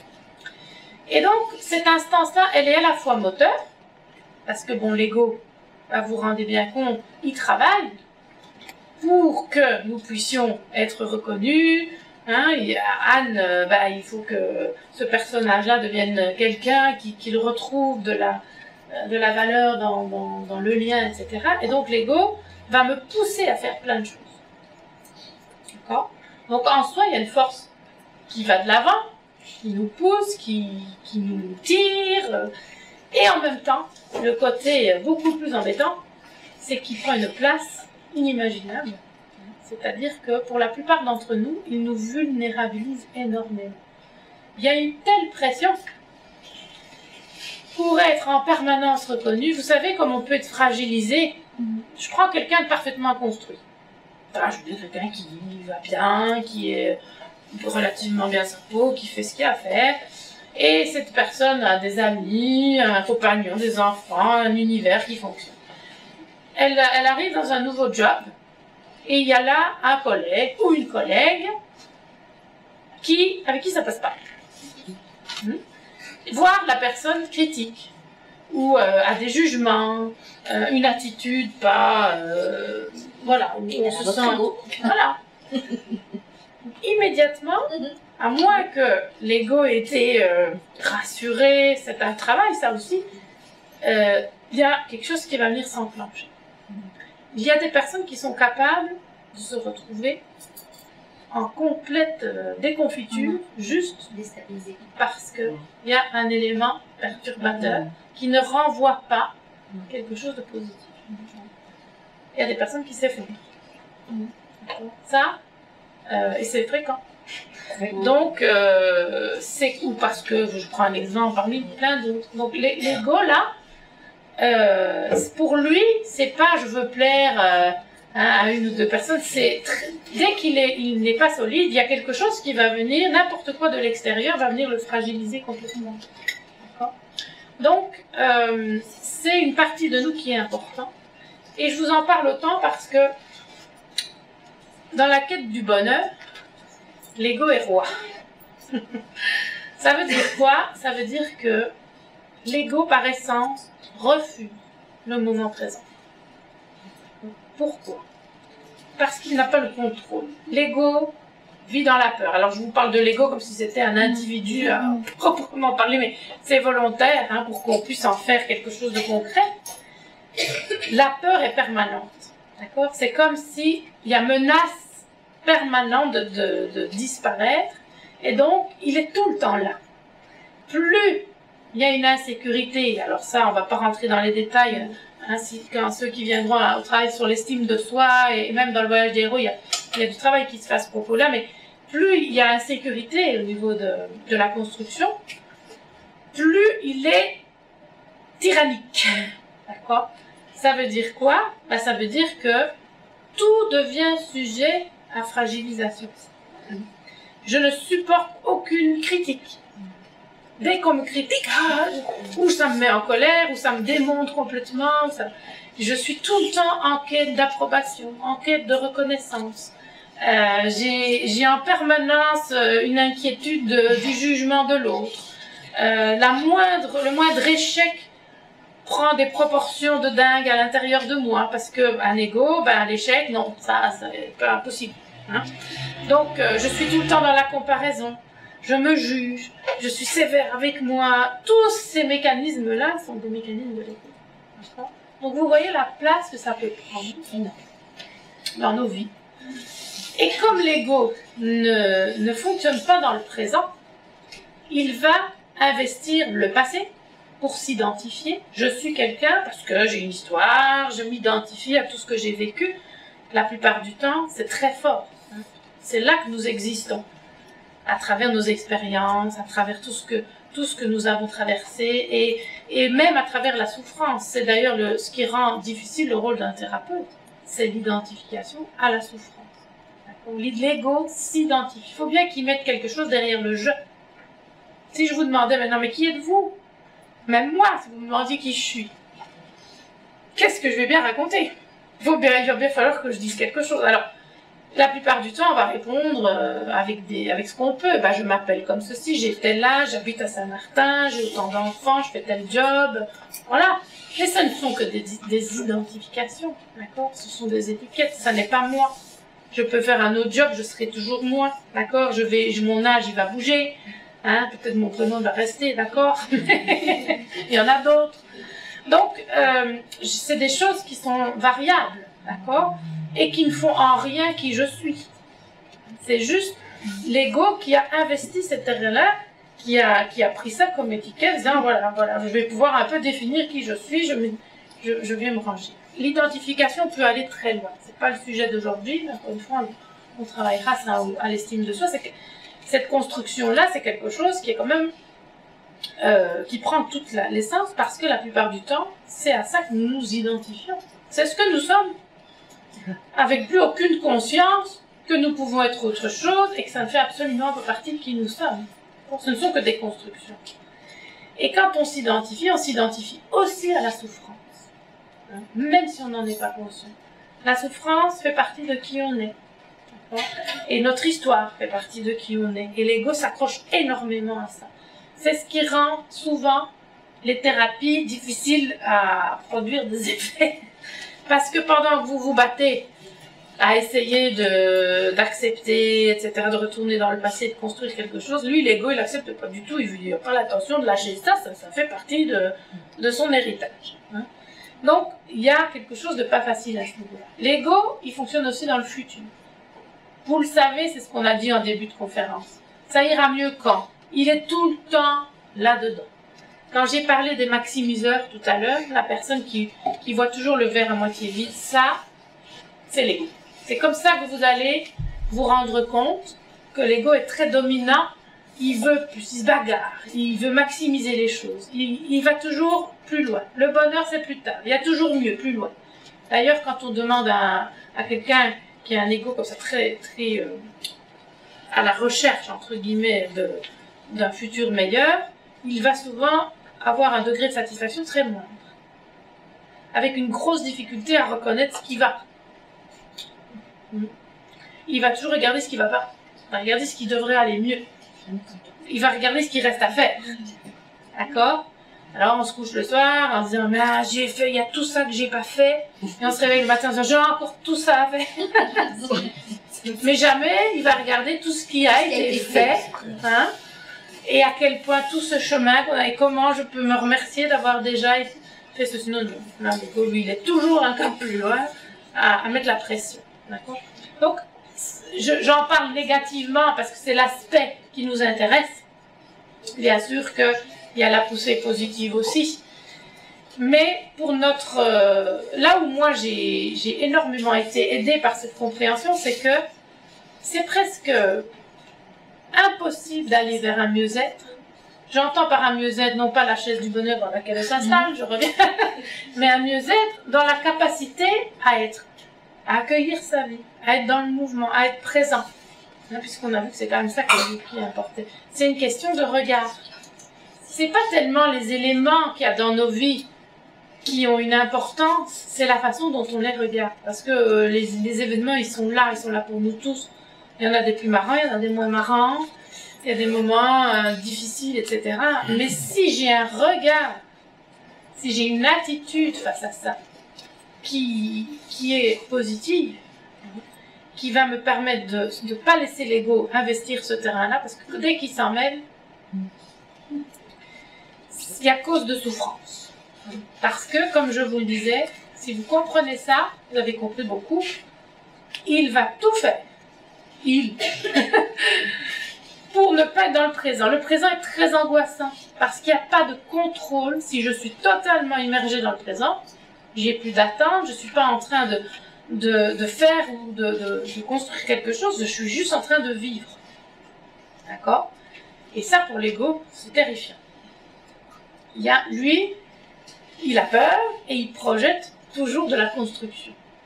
Donc lui, il va nous amener à futuriser. Alors vous vous reconnaîtrez peut-être. Toujours un plan plus loin. La vie sert à aller quelque part. Tout ce que je fais, c'est toujours dans l'idée de ce qui va se passer après. Je ne suis pas dans la conscience de ce que je vis là. D'accord? Et là, qu'est-ce qui se passe? Est-ce que le moment présent, le passé, il existe? Est-ce qu'il existe? Oui, bien sûr, il existe. Alors, il est parti des expériences. Il a existé. Il est passé. Mais c'est quoi? Il est passé. Il est passé, bien sûr. C'était bien des moments présents, Terminé. mais ils sont terminés. D'accord? Alors nous en avons, parce que nous avons un outil ici extraordinaire qui nous permet de nous en rappeler. C'est très bien. On peut encore lui donner vie par ce boîtier. Mais on ne peut pas le vivre. Mais ça n'existe On ne plus. peut plus le vivre. La seule chose qu'on va, non seulement on peut plus le vivre, mais en plus on l'a complètement interprété avec le fameux boîtier. Ça veut dire que ça n'est plus la vision qu'on va en avoir et la façon dont on va nourrir, ça n'est même plus la réalité. C'est complètement distorsionné. Donc c'est une aventure. Et le futur, est-ce que ça existe? Non. Encore. Bah non, ce sera un moment présent au moment voulu.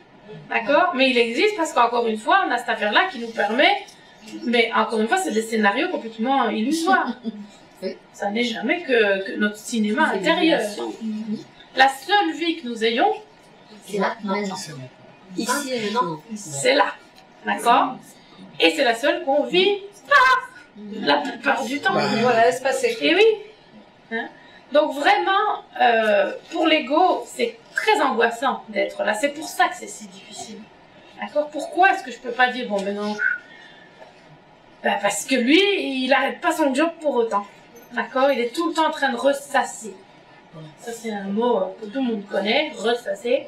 Hein, blabla. Il retourne. Il y a des personnes qui ressassent. Dans le passé, un événement où l'ego n'a pas eu prise. Reconnaissez, c'est l'ego qui fait ça. Ça s'est mal passé avec un copain. Vous êtes disputés il y a 3 jours. Et bien, qu'est-ce qu'il fait l'ego? Il n'accepte pas ça. Parce que toujours, il faut avoir le contrôle sur les événements. Donc, qu'est-ce qu'il fait? Lui, il repasse l'histoire en boucle. Ouais. Oui, mais si j'avais dit ça, il m'aurait dit ça. Et si j'avais pas fait ça, il aurait fait autrement. Et peut-être ça se serait passé comme ça. Et d'ailleurs, et ceci. Et alors, il le fait pas une fois, il le fait 100 fois. La même histoire. parfois la nuit, le matin, en boucle, des jours et des jours. C'est extraordinaire. Ça, c'est l'ego. D'accord? Qui lâche pas son morceau. Je vais obtenir que ça se passe comme moi, je crois que ça devait se passer. D'accord? C'est des quêtes de pouvoir à l'intérieur de nous. L'ego, il est dans le pouvoir. Il est dans le contrôle. C'est pas simple, hein? Donc, c'est très important et très éclairant d'arriver à identifier ça. Comment est-ce que ça fonctionne à l'intérieur de moi? Parce que tant que j'en ai pas conscience, c'est absolument impossible d'avoir une prise là-dessus. Ça veut dire, pour schématiser, que mon ego vit ma vie à ma place, quoi. Ouais, c'est lui qui gère le business. Il essaye. Et il essaye, mais il y arrive bien, malheureusement. Hein, parce que dans ce travail-là, je ne suis pas conscient déjà la plupart du temps, parce qu'il est tout le temps, c'est une pression permanente. Hein. Les pensées sont permanentes, et il y a aussi cette notion de contrôle. Hein. Donc forcément, il est très réactif. Quelqu'un me fait une critique. D'accord? Oui, mais Anne, je sais pas moi, peut-être c'est trop long ta conférence. Le premier en ligne de mire, n'oubliez, voilà, c'est toujours celui qui dit attention, moi je défends le territoire ici, Anne elle doit être parfaite, hein, pas question qu'il y ait. Et du coup, ça le vulnérabilise. Qu'est-ce qu'il fait en général? S'il n'a pas été éduqué, il se défend. Ah oui, mais bon, tu sais, il se justifie. D'accord? Ou il attaque. Ouais. Oui, mais toi, t'es toujours à l'heure, toi? Oui. Oui, ce que je vous dis. Il renvoie la balle, ping-pong. Vous connaissez ça? Donc ça, c'est des attitudes défensives. Il défend toujours son territoire. D'accord? Mais bon, en attendant, il nous empêche d'être en relation avec nous, déjà, avec les autres, parce que c'est tout le temps défensif. C'est des jeux de pouvoir permanents, y compris sur nous-mêmes. Alors, on nous demande d'être en relation les uns avec les autres, avec nos compagnons, nos enfants. C'est pas simple, hein? C'est facile, oui. Vous voyez qu'il aspire à quelque chose. Il aspire à un futur meilleur. Il aspire le bonheur. C'est plus tard, d'accord? C'est jamais assez bien. De toute façon, le moment présent n'étant pas parfait, il va falloir continuer à construire. C'est pour ça que je vous disais, on peut toujours se dire qu'on va être plus heureux quand. C'est très bien de se le dire, sauf que ce sera jamais vrai.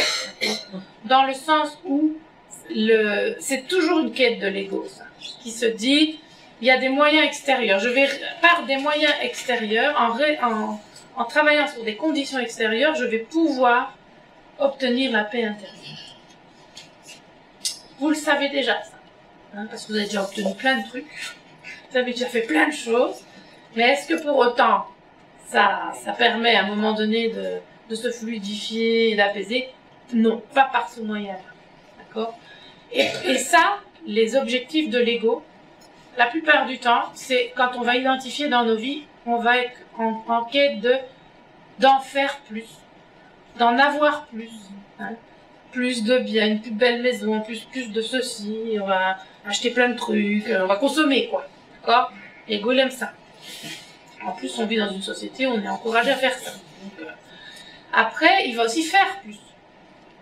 En faire encore, me former encore plus, en donner encore plus, travailler encore plus. Voilà. Ou faire plus à plein de niveaux différents pour continuer à maintenir son identité. Donc, il va être dans la quête d'un futur meilleur. Alors que, on l'a compris, le bonheur, c'est là. C'est une attitude, c'est une façon d'arriver à être présent déjà, pour commencer. Une notion que j'ai pas abordée aussi, mais je vais le faire très rapidement, parce que j'imagine, c'est cette notion de responsabilité. C'est quelque chose que je travaille énormément. Je travaille dans les stages, mais aussi en groupe. Et je vous assure que c'est un point pas facile à intégrer pour chacun de nous. C'est cette fameuse conscience de la responsabilité. Ça veut dire je sors de la victime. Je sors de cet état où je crois qu'il y a quoi que ce soit à l'extérieur qui est responsable à ma place de ce que je vis. Et voilà. Et j'arrive à intégrer que je suis totalement responsable de tout et à 100%. Ça, moi, je trouve que c'est pas si facile à digérer que ça, mais... Non, mais c'est ça. C'est pourtant ça. Alors, de le digérer, c'est une chose, mais de l'appliquer, c'en est une autre. De tout ce que je vis, de tout ce que je crée, de ce que je pense, de ce que je dis, de ce que je fais, de ce que je ressens. J'ai pas dit coupable, hein. C'est pas pareil, hein. J'ai pas dit coupable, j'ai dit responsable. Tant que je n'en suis pas à cette conscience-là, je ne peux pas faire le pas suivant dans mon évolution intérieure. Je vais toujours agir à l'extérieur. Et l'ego fait ça. Il dénomme des responsables dehors. C'est ce qu'il fait. Il fait la guerre, l'ego. Il compare, il regarde les autres, il les juge, il fait... C'est pas la plus belle partie de nous. C'est pas la... Et elle est là chez tout le monde. D'en avoir conscience, ça aide. Hein? Parce que c'est une partie qui passe beaucoup d'énergie à regarder ce qui se passe dans le jardin des autres.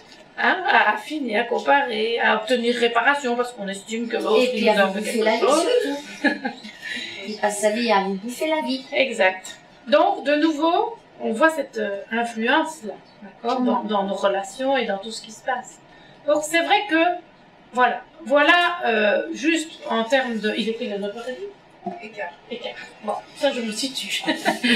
C'est important de comprendre ça parce que pour moi, aujourd'hui, et c'est ce qui a changé un peu ma pratique il y a déjà longtemps, c'est que juste avec mon formatage de psychothérapeute, je me suis rendu compte qu'en fait, je n'étais pas grand monde, je n'étais déjà pas moi-même, mais alors j'aidais les gens à comprendre mieux, effectivement, comprendre mieux comment ils s'étaient construits comme ça, quels événements avaient contribué à, alors c'est sûr que de comprendre ça apaise un petit peu, mais ça ne met pas l'ego en bénédiction. Au contraire. Et ça, je l'ai constaté qu'il va encore plus se nourrir. Ah, mais voilà pourquoi je vais mal, parce que ma mère, mon père, ceci, cela, j'ai vécu de trucs, c'est sûr que là, oui, mais tout ça, ça existe, bien sûr qu'on a des blessures. Voilà, bien sûr que tout ça existe, etc. Mais lui, l'ego, il dit, voilà qui je suis, hein, et voilà pourquoi je suis comme ça, et je m'accroche à ça, puisque c'est ce que je suis. Donc, c'est pas simple à ce moment-là, de commencer à travailler dans l'instant présent. Déjà, quand on passe son temps à aller voir dans le passé, même s'il a existé et que c'est utile de le faire un moment, je veux dire, il y a un moment, il faut que ça s'arrête. Parce que la vie, elle se passe pendant ce temps, elle est là. Et ce qu'on a à apprendre chacun de nous, c'est vraiment comment je fais. Pour être présent. Pas tout le temps, mais le mieux possible, de mettre de la conscience dans ce que je vis, de prendre la responsabilité. Facile à dire, moins facile à faire. Hein? Pour ça, il faut déforcer l'ego. Il n'y a pas le choix. Déforcer, ça veut pas dire la battre. Ça veut dire créer un partenariat avec lui, plutôt que lui laisser tout le territoire. Et croyez-moi, à peu près chez chacun de nous, tant qu'on n'a pas fait ce travail, il a à peu près tout le territoire. C'est impressionnant. La peur, l'être humain vit dans la peur. Pour un oui, pour un non. Juste ici, par exemple, je vous demanderais, vous savez quoi, maintenant qu'on va se détendre un petit peu, je vous propose de venir tour à tour chanter une petite chanson. Bien sûr, il y en a qui vont le faire, mais pas beaucoup. Hein. Ça peut arriver. Mais déjà, là, c'est rien, je dis, on propose ça à un jardin d'enfants, ça va. L'ego n'est pas encore... Et attention, ça va vite, hein, ça vient tôt. Hein. La construction de l'ego, elle se fait tôt. Mais, je veux dire, c'est déjà, mais terriblement angoissant pour l'ego. Je dis, oulala, chante une petite chanson, mais... Et pourquoi c'est si angoissant? Vous vous rendez compte? Je veux dire, il n'y a rien qui fait mal, qui tue, c'est rien de grave de chanter une petite chanson. Mais alors là, pour l'ego, c'est terrible. C'est très, très grave. Hein? Et qu'est-ce qui est si grave? Jugement. C'est le jugement. La peur du jugement. On revient toujours à ça. Hein? Alors, qu'est-ce qui se passe quand l'ego domine la réalité? Je vis dans un bocal. Comme ça que je le dis. Voilà le bocal. Le bocal, vous connaissez les poissons rouges. Je ne sais pas s'il y a ça ici. Le poisson rouge, il a une faculté extraordinaire. C'est que quand vous allez le chercher et qu'il est tout petit, vous le mettez dans un petit bocal. Chez nous, on a ça dans les foires. Bon, eh bien, vous mettez le petit poisson rouge, il va rester dans son bocal. C'est un peu cruel comme vie, vous direz, dans nos emplois. Et si vous le laissez dedans, qu'est-ce qui se passe? Il garde sa taille adaptée au bocal. Vous retirez le petit poisson, vous le mettez dans un étang ou un gros bocal, il va grossir. Dans un étang, il va devenir énorme. Mais est-ce que c'est pas magique, ça? Ça veut dire que pour survivre, il va adapter sa taille à l'environnement dans lequel il se trouve. C'est extraordinaire. Enfin, je veux dire, on trouve comme processus de vie, et vous le laissez, je sais pas combien de temps ça vit, je dis n'importe quoi, mais vous le laissez 10 ans dans le bocal, il reste 10 ans. Avec sa taille. Et il mourra avec cette taille-là. Donc, il y a un processus d'adaptation à l'environnement qui est incroyable. Eh bien, c'est exactement la même chose pour nous. Pas avec la taille,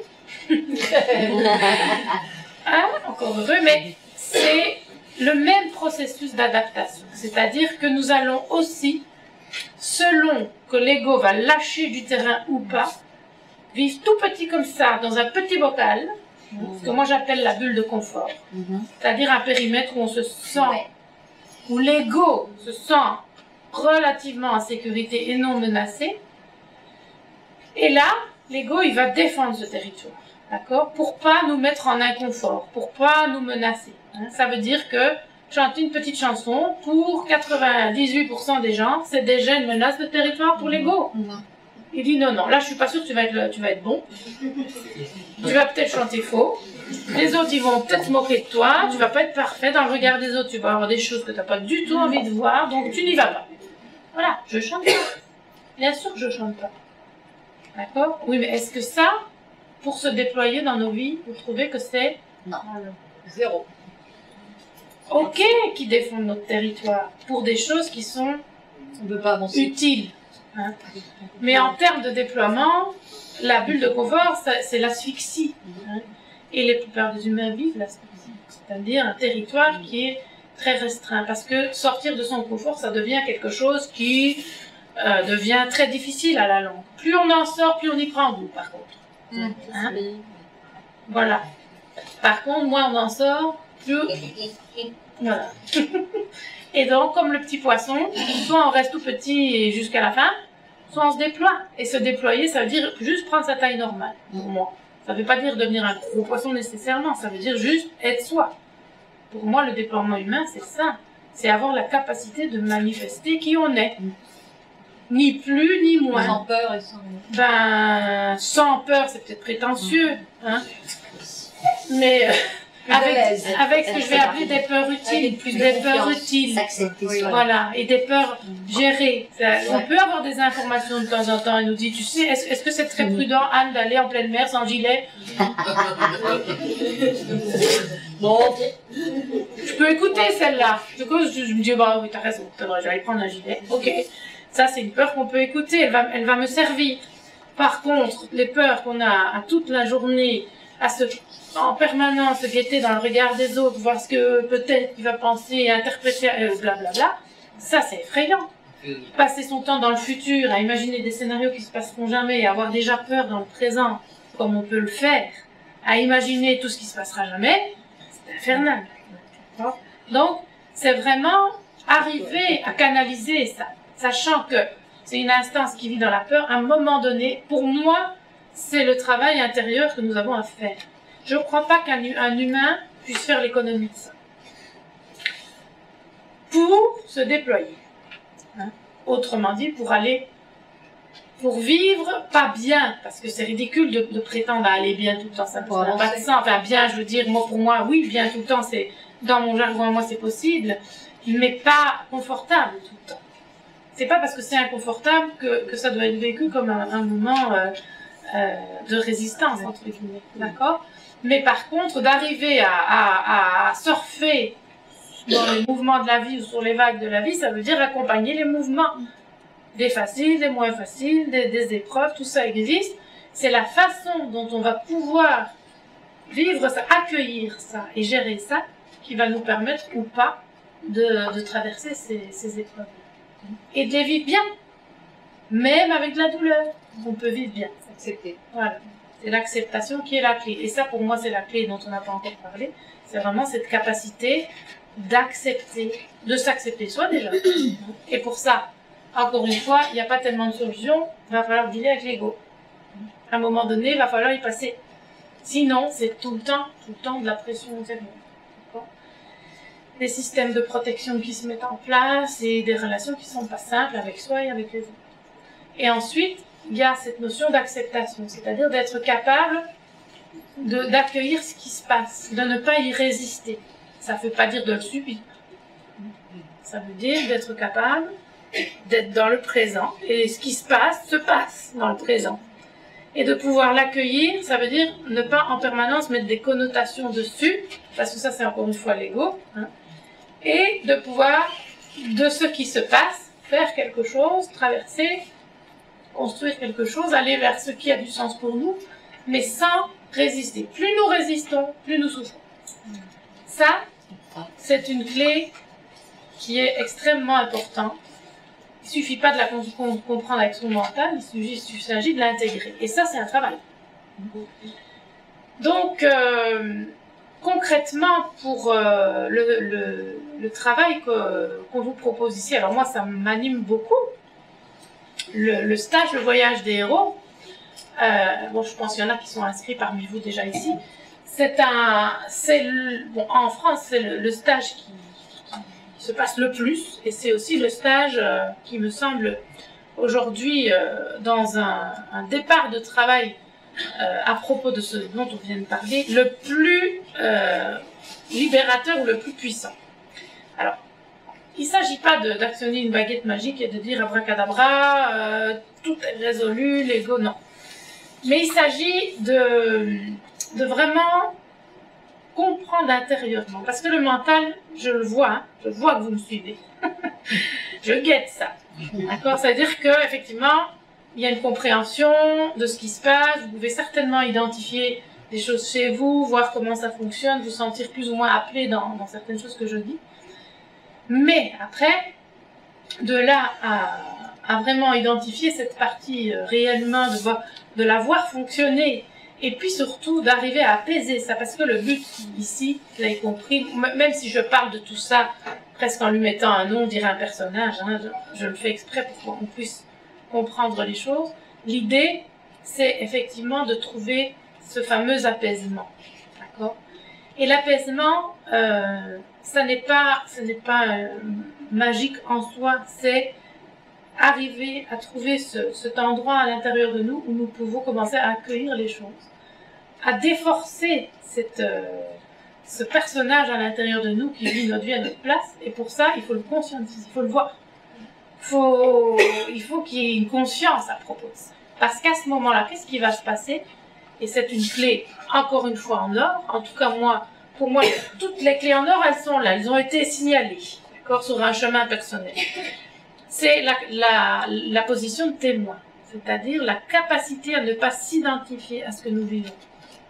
Que ce soit nos pensées, que ce soit nos expériences, que ce soit nos émotions, ne pas s'identifier. Être conscient que nous faisons des expériences, mais que tout nous n'est pas impliqué là-dedans.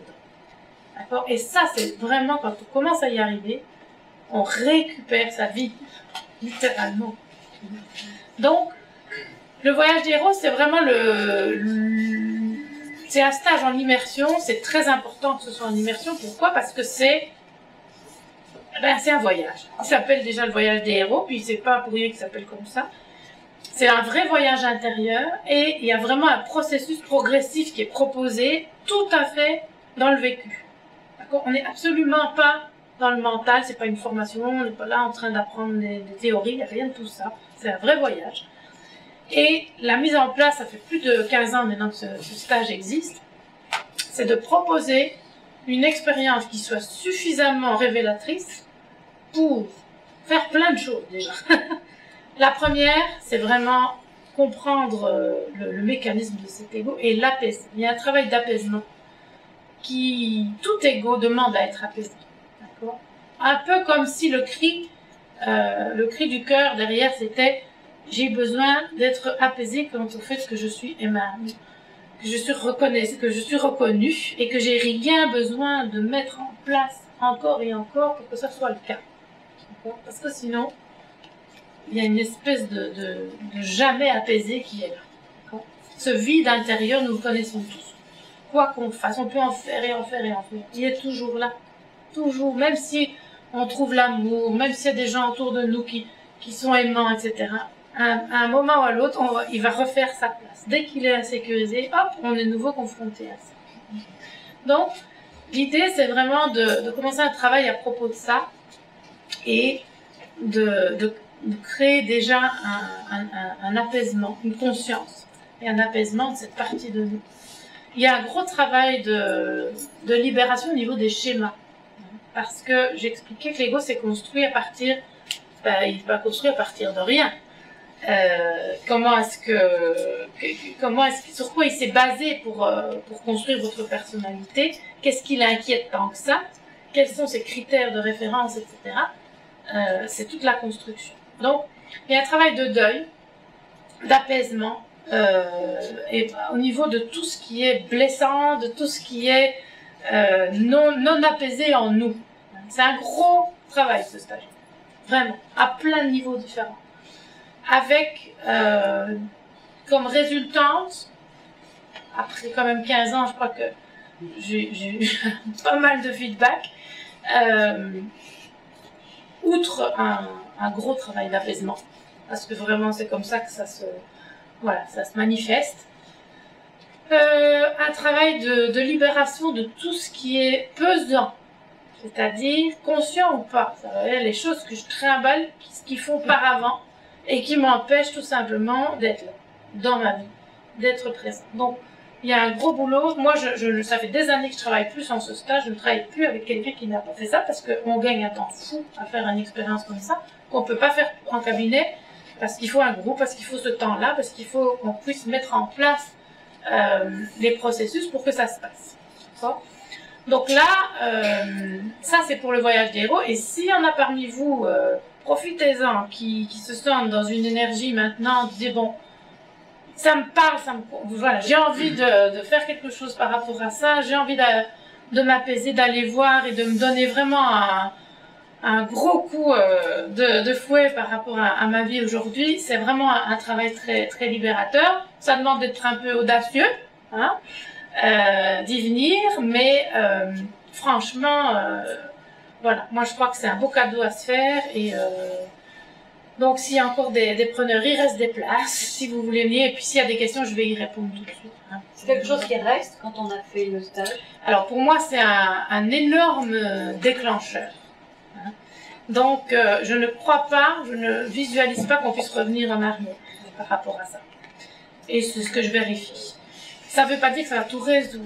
Hein. Ça veut dire que c'est il y a un avant, un après. D'accord? Il y a tellement de choses qui se passent dans un stage comme celui-là, à plein de niveaux différents, que voilà, on dépose toute une partie de valise et en même temps, il y a quelque chose qui vient se réparer. C'est surtout, je pense que la grosse clé de ce stage, c'est la réparation qui se fait au niveau de ce dont on a parlé là. C'est-à-dire cette espèce de trou béant que nous avons tous à l'intérieur et qui demande à être vu. Donc, voilà. Je répondrai à vos questions après. Parce que voilà, on m'a demandé de spécifier un peu les ateliers. L'atelier de samedi ici, à l'hôtel, c'est un atelier sur l'estime de soi. Alors, ça m'a semblé tout à fait complémentaire. Je sais qu'il y en a qui font et le stage et les ateliers. Ça n'est pas du tout, voilà, tout va ensemble entre guillemets, puisqu'on va toujours travailler sur l'ego. On peut pas travailler sur l'estime de soi, vous l'avez compris, sans aller travailler sur l'ego. Sauf que là, bon, dans un atelier d'une journée comme ça, on peut pas faire tout un processus suivi, donc on va beaucoup moins profondément. Mais par contre, vraiment l'idée, c'est de vous donner la capacité de regarder réellement ce qui se passe là, c'est-à-dire au niveau de votre estime de vous. Ça revient au regard que vous avez sur vous. Qu'est-ce que l'ego a investi comme terrain là? Quelle est la pression qu'il met? Comment je peux commencer à sortir de là? On va vraiment essayer d'amener ça pratiquement. Hein. comme on peut en une journée, mais avec, voilà, avec déjà le souhait de ma part de vous donner de la matière pour faire ce travail d'apaisement. Avec ceux qui viennent au voyage des héros, ce sera tout à fait complémentaire. Parce que là, on va travailler sur des outils plus concrets. Et bon, c'est sûr que le stage, il y en a eu après, mais l'apaisement réel, il aura lieu à ce moment-là au niveau du stage. Alors, le stage de dimanche, c'est la communication non violente. Alors, je ne sais pas si vous connaissez ça pour la plupart d'entre vous. Moi, c'est un outil qui a changé tout simplement et ma pratique, et ma vie, et ma façon de concevoir la relation. Surtout, pas seulement comme outil de communication, pour moi il va bien au-delà. C'est vraiment, encore une fois dans le même sens que le travail que je fais, j'ai vraiment compris qu'il nous permet de s'adapter et de comprendre aussi comment je rentre dans des jeux de pouvoir avec moi-même et avec les autres. Et du coup, tout ce que ça rend, je veux dire, maladif, entre guillemets, notre manière d'être en relation. Pour moi, c'est pas du tout seulement un outil de communication, même si c'est en est un qui est extraordinairement puissant. Je veux dire, pour moi, la communication non violente, c'est un des outils, j'en ai étudié plein, moi, des outils de communication, et là, j'ai vraiment trouvé un outil qui est extrêmement pratique à utiliser pour assainir sa communication. Mais ce qui me plaît, moi, surtout dans ce travail, c'est que ça n'est pas juste assainir sa communication. C'est-à-dire, je ne vais pas juste emballer des mots pour qu'ils passent mieux. Parce que moi, ça ne m'intéresse pas, ça. Même si c'est le cas. Vous pouvez très bien utiliser la communication non violente à la lettre comme outil et vous allez mieux formuler les choses. C'est un fait. Mais pour moi, ça ne suffit pas. Parce que c'est très bien d'emballer les choses et de dire bien, mais l'idée, c'est d'aller voir aussi quel type de relation j'ai. Comment est-ce que je communique, mais ça veut dire qu'est-ce qu'il y a à l'intérieur de moi surtout. Quelles sont mes intentions. Donc là, dans un atelier comme ça, une journée, vous imaginez bien, c'est pas le but d'apprendre la communication non violente. C'est pas possible. D'accord? Moi, j'ai plus comme envie de partager avec vous, avec des exercices et des démonstrations, réellement que vous compreniez où vous en êtes dans votre manière d'être en relation avec vous et avec les autres. Que vous ayez cette conscience. Ensuite, si vous êtes, et je vous donnerai l'outil dans sa base. Si vous avez envie d'approfondir et d'étudier, vous pouvez tout à fait le faire. Après, c'est un moyen, même par vous-même, hein, je veux dire franchement, c'est totalement abordable. Mais ici, pour moi, l'idée, c'est vraiment, dans le même sens que je dis là, d'aller plus loin que ça et de travailler sur la capacité à voir comment vous fonctionnez dans la relation. Donc ça, c'est aussi très pratique, très utilisable tout de suite et surtout très éclairant quant à, de nouveau, comment je fonctionne et comment je fonctionne avec les autres. Et comment je gère mes émotions et je mets mes limites et tout ça, c'est vraiment utile avec la communication non violente. Donc on va l'aborder vraiment de façon ambitieuse, à mes yeux, c'est-à-dire vraiment dans le plus profond de ce qu'on peut aller y chercher. Voilà, je pense qu'en tout cas au niveau de ce qui va se passer ici, dans les grandes lignes en tout cas, voilà, la conférence vous permet de comprendre un peu autour de quoi s'articule finalement tout mon travail et les ateliers, ben, c'est les lieux d'expérimentation pour venir voir et travailler à propos de ça chez vous, sur vous. Est-ce que vous avez des questions par rapport à soit ce qui a été dit pendant la conférence et abordé, quelque chose à clarifier ou quoi que ce soit? Ou est-ce que vous avez des questions par rapport au stage de la semaine prochaine, du week-end prochain, ou aux ateliers de ce week-end? Est-ce qu'il y a quelque chose que vous auriez besoin de savoir, concret ou moins concret? Et je voudrais savoir parce que je ne suis pas français, alors j'ai des difficultés. Je comprends très bien le français, mais je n'ai pas le temps de prendre des références. Oui. parce que ça il m'empêche de continuer à écouter et à comprendre. Oui, Alors s'il a quelque chose imprimé, quelques bases pour... Oui, c'est le pour- cas. Ok. Dans les ateliers, c'est le cas. Ok. Mais c'est, quelle que soit la langue, comme moi je vais beaucoup dans l'expérience, dans le vécu, ça n'a pas d'importance. Dans le stage, ça n'a pas d'importance, et dans les ateliers non plus. Non, mais oui, je me rends compte parce que j'ai fait beaucoup de stages Oui. dans ma vie. Oui, Et alors, on commence à faire les stages, on est plein d'enthousiasme et tout ça. Et après, même si on a un texte, quelquefois on ne retrouve plus jamais dessus. Ah. Et après, si on n'applique pas, on oublie. Et, Ah. souvent, c'est des autres choses qu'on apprend. La c'est vie sûr que si quand on continue. n'applique pas, Voilà. en général, Alors, c'est- ça s'intègre pas. C'est ça. Voilà. Mm. Alors, je pense que c'est là, même une toute petite base écrite, qu'on peut Oui, oui, retourner. Bien sûr. Et pour moi, personnellement, il serait une grande aide. J'entends bien. Oui.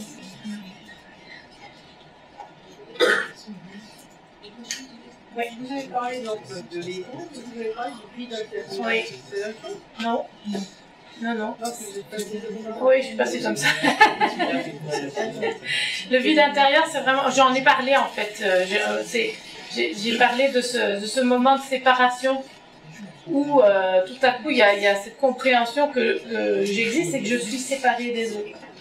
Et c'est très souvent comme nous le percevons, vécu comme je suis seule et je suis pas complet. Je peux pas me suffire à moi-même. Parce que je n'ai pas cette reconnaissance de moi. Donc, c'est comme ça que je l'explique, mais c'est comme ça que la plupart d'entre nous le sentent. C'est vraiment ces moments de solitude où même si on est super entouré, même si on fait plein de choses, c'est comme si il y avait cette sensation-là qui était présente. Et qui est là depuis très tôt dans nos vies.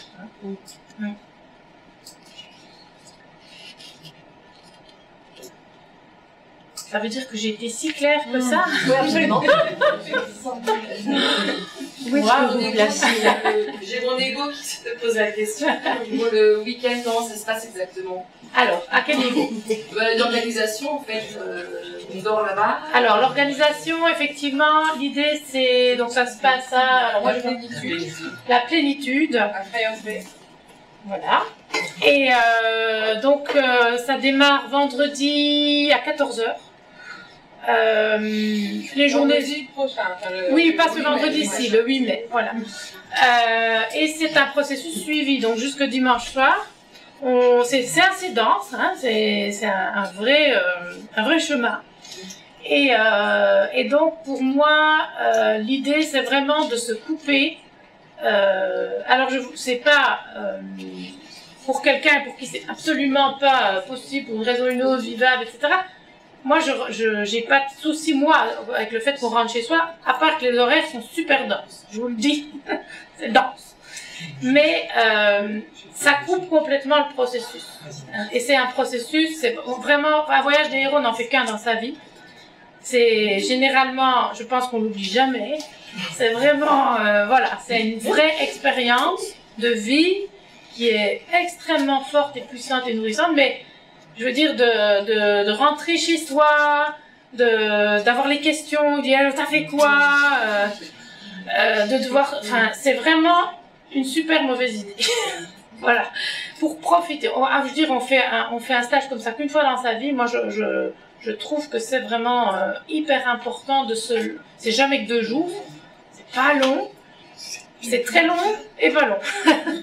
Et donc, de couper ça, je peux comprendre. Il y en a, je pense, d'ailleurs, dans les inscrits, il y en a qui habitent carrément si peu à côté. Enfin, ici, tout est à côté. Donc, c'est pas difficile. Ça dépend à quelle heure. Voilà. Mais de rentrer chez soi, c'est complètement déconseillé. Je l'ai accepté encore une fois récemment parce que j'ai donné le stage, je le donne très souvent, ce stage-là, en France. C'est un stage qui a beaucoup de succès et puis j'ai des personnes qui viennent, qui habitent à côté, vraiment, qui me disent mais moi à pied je rentre chez moi, je dis non, le fais pas. Et la personne qui l'a fait, à qui j'ai finalement dit écoute c'est ta responsabilité, elle m'a dit pourquoi j'ai fait ça, hein, parce que effectivement voilà, ça coupe, voilà, il y a quand même, il y a ce qu'on fait, et puis même, ça, c'est un chemin qui se fait, qui continue à travailler, et de rentrer chez soi, bah, c'est des questions. C'est de la rencontre avec son quotidien, c'est se remettre dans le truc, et ça coupe tout ce chemin qui est en train de se faire. Donc je trouve ça, voilà. Et l'ego en train de le mettre dépensé. Et l'ego qui s'y alors là. Donc franchement, quand t'as fait un beau voyage comme celui-là, faites-le en entier. Si tu veux pas descendre à mi-chemin, faire des escales, tout ça, c'est pas bienvenu. Voilà, donc oui. Et comment cette idée de stage vous est venue? Comment vous l'avez conçue? Est-ce que c'est une synthèse de toutes vos expériences, de votre cheminement spirituel dont vous n'avez pas voulu trop parler? Ouais. Alors il y a à peu près 15 ans maintenant que ce stage s'est construit. Alors en soi, j'ai rien inventé. Dans le sens où c'est plutôt l'idée, pour moi, le questionnement, ça a été comment, à partir du moment où j'ai pris conscience de l'endroit où chaque humain se confronte. C'est-à-dire que le voyage du héros, c'est un passage obligé. C'est un chemin que tout le monde fait et va faire. Et quelque part, c'est une économie de temps. C'est comme ça que moi je l'ai conçu. On se dit, mais toute personne qui va venir travailler avec moi, elle va forcément se retrouver à devoir prendre conscience de ça, aller libérer ce plan-là, etc. Et donc, j'ai vraiment une grande conscience de la qualité du travail, et de groupe, et de l'immersion, dans le sens où on peut vraiment faire des processus suivis. Pour moi, c'est pas du tout l'idée de mentaliser quoi que ce soit dans un stage comme ça, c'est d'ailleurs pas du tout le cas. Hein, et à la limite, si vous comprenez rien, c'est même pas grave. Vous comprendrez après. L'idée, c'est vraiment de suivre le chemin, en fait, finalement. Et donc, oui, l'idée, ça a été tout ma progression. Moi, d'ailleurs, ce stage, il a beaucoup évolué ces dernières années parce que j'ai continué à travailler, et le stage, il évolue en même temps. C'est-à-dire qu'il y a des choses que je transforme parce que ça me semble plus percutant et que ça va amener. Donc, l'idée, oui, c'est d'amener effectivement un processus avec des clés, des outils. Oui, bien sûr que je me sers de tout ce qui est possible pour finalement faire un tout cohérent, mais qui amène là où je voudrais que ça mène, c'est-à-dire là où je vous ai dit. Voilà. Juste un petit appel aux hommes, parce qu'il y en a quand même quelques-uns ici chouettes. Alors, moi je suis pas, je ne sais pas comment ça se passe ici. C'est vrai qu'en France, on a beaucoup d'hommes dans les stages et on en est ravis. Hein, le dernier, on avait même plus d'hommes que de femmes encore. Donc, c'est rare, mais ça devient de moins en moins rare dans le travail que je fais parce que les hommes sont aussi très concernés par l'ego. Non, c'est pas possible. Hein? Donc ici, pour nous, c'est très important d'avoir une dimension masculine dans les stages. Hein, et notamment dans le voyage des héros. Donc s'il y en a parmi vous, l'un ou l'autre ici, qui sent que ça l'appelle, mais qui n'oserait pas faire le pas, ou qui se dit oh plus tard, mais que vous sentez que ça vous appelle, surtout venez nous rejoindre. Parce que c'est vrai que c'est particulier, en tout cas dans nos inscriptions, pour le moment, il y a une grosse dimension féminine, mais c'est le cas ici ce soir aussi. Hein, donc, voilà. Et, les femmes, elles sont plus courageuses. Eh ben, c'est même plus en discussion. Ouais, c'est plus facile, en tout cas, d'entamer un travail intérieur. Et en même temps, moi, je mets beaucoup de bémols là-dessus parce que, comme pour l'instant, c'est vrai que je vois, moi, j'ai plus d'hommes aujourd'hui. Je sais que c'est une particularité chez moi et que je suis dans le domaine du développement personnel, un élément particulier à ce niveau-là, mais il y a énormément d'hommes qu'on draine en stage et en atelier, etc. Et donc, on va enlever cette étiquette-là et dire que les hommes sont aussi très courageux.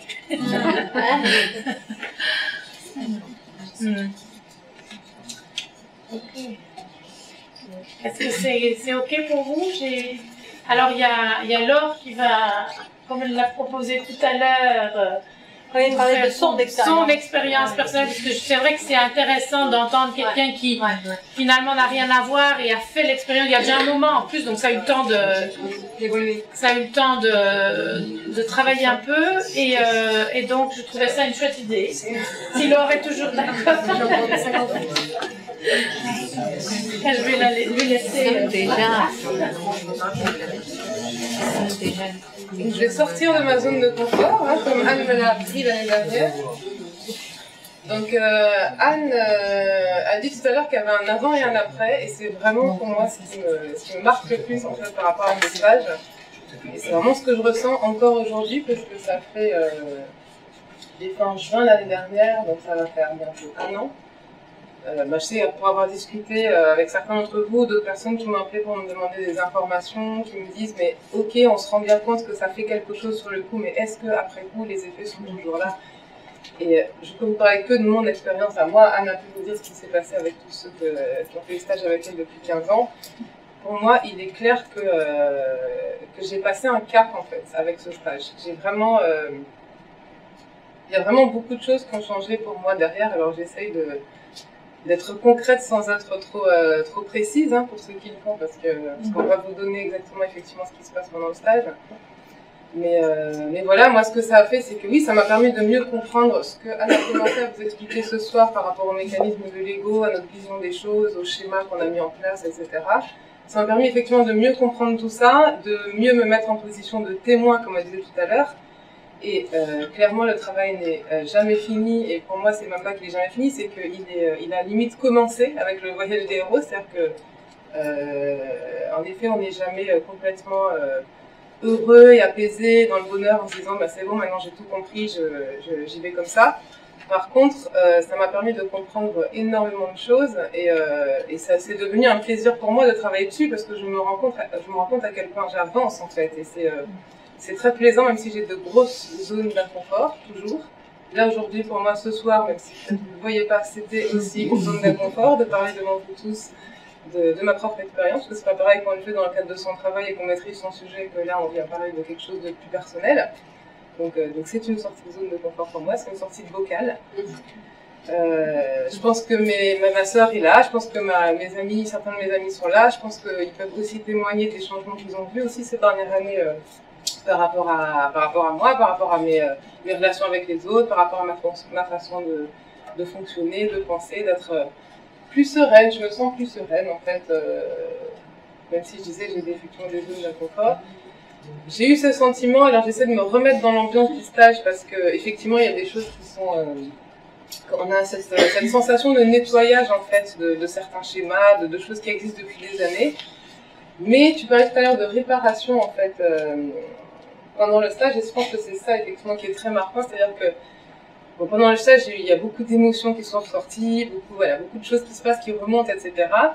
Mais parallèlement à ça, moi je me suis sentie tellement bien, c'est-à-dire que j'ai senti, c'est pas un hasard si le stage se fait à la plénitude, et je me souviens très bien quand tu as fait un tour de table là-bas, et pourtant on n'avait pas encore vraiment parlé de ta venue ici. Anne m'a demandé comme elle a demandé à d'autres, hein, comment je me sentais, et moi je ressentais un sentiment de plénitude. Et c'est vraiment ce sentiment que j'ai ressenti en fait à la fin du stage, et c'est pour ça que c'est hyper symbolique, Isabelle, qu'on fasse ça, donc chez toi à la plénitude, ici à Saint-Martin. Donc voilà, j'ai senti vraiment ça, j'ai senti que j'avais la sensation que je me rapprochais plus de qui je suis vraiment, et ça c'est super agréable.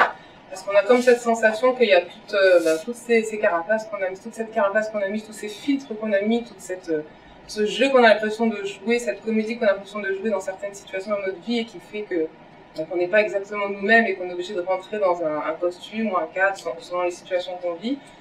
Tout ça est parti pendant le stage, quoi, et c'est assez hallucinant, parce que c'est vraiment un sentiment de plénitude. Je sais pas d'autres mots, c'est de se sentir nous-mêmes. Enfin, je me suis sentie moi-même. J'ai eu la sensation de toucher en fait vraiment de près qui j'étais moi-même. Alors je dis pas que c'est resté éternellement et que tous les jours je suis moi-même et que je ne joue plus de rôle quand je suis en réunion dans mon travail, quand je suis face à un client, etc. Enfin voilà, ça c'est... Il y a toujours les règles de la société à respecter. Mais je sens que je continue à me rapprocher de plus en plus de qui je suis vraiment. Vraiment, ça je le sens, et c'est pas parti, c'est jamais parti depuis un an. Et puis voilà.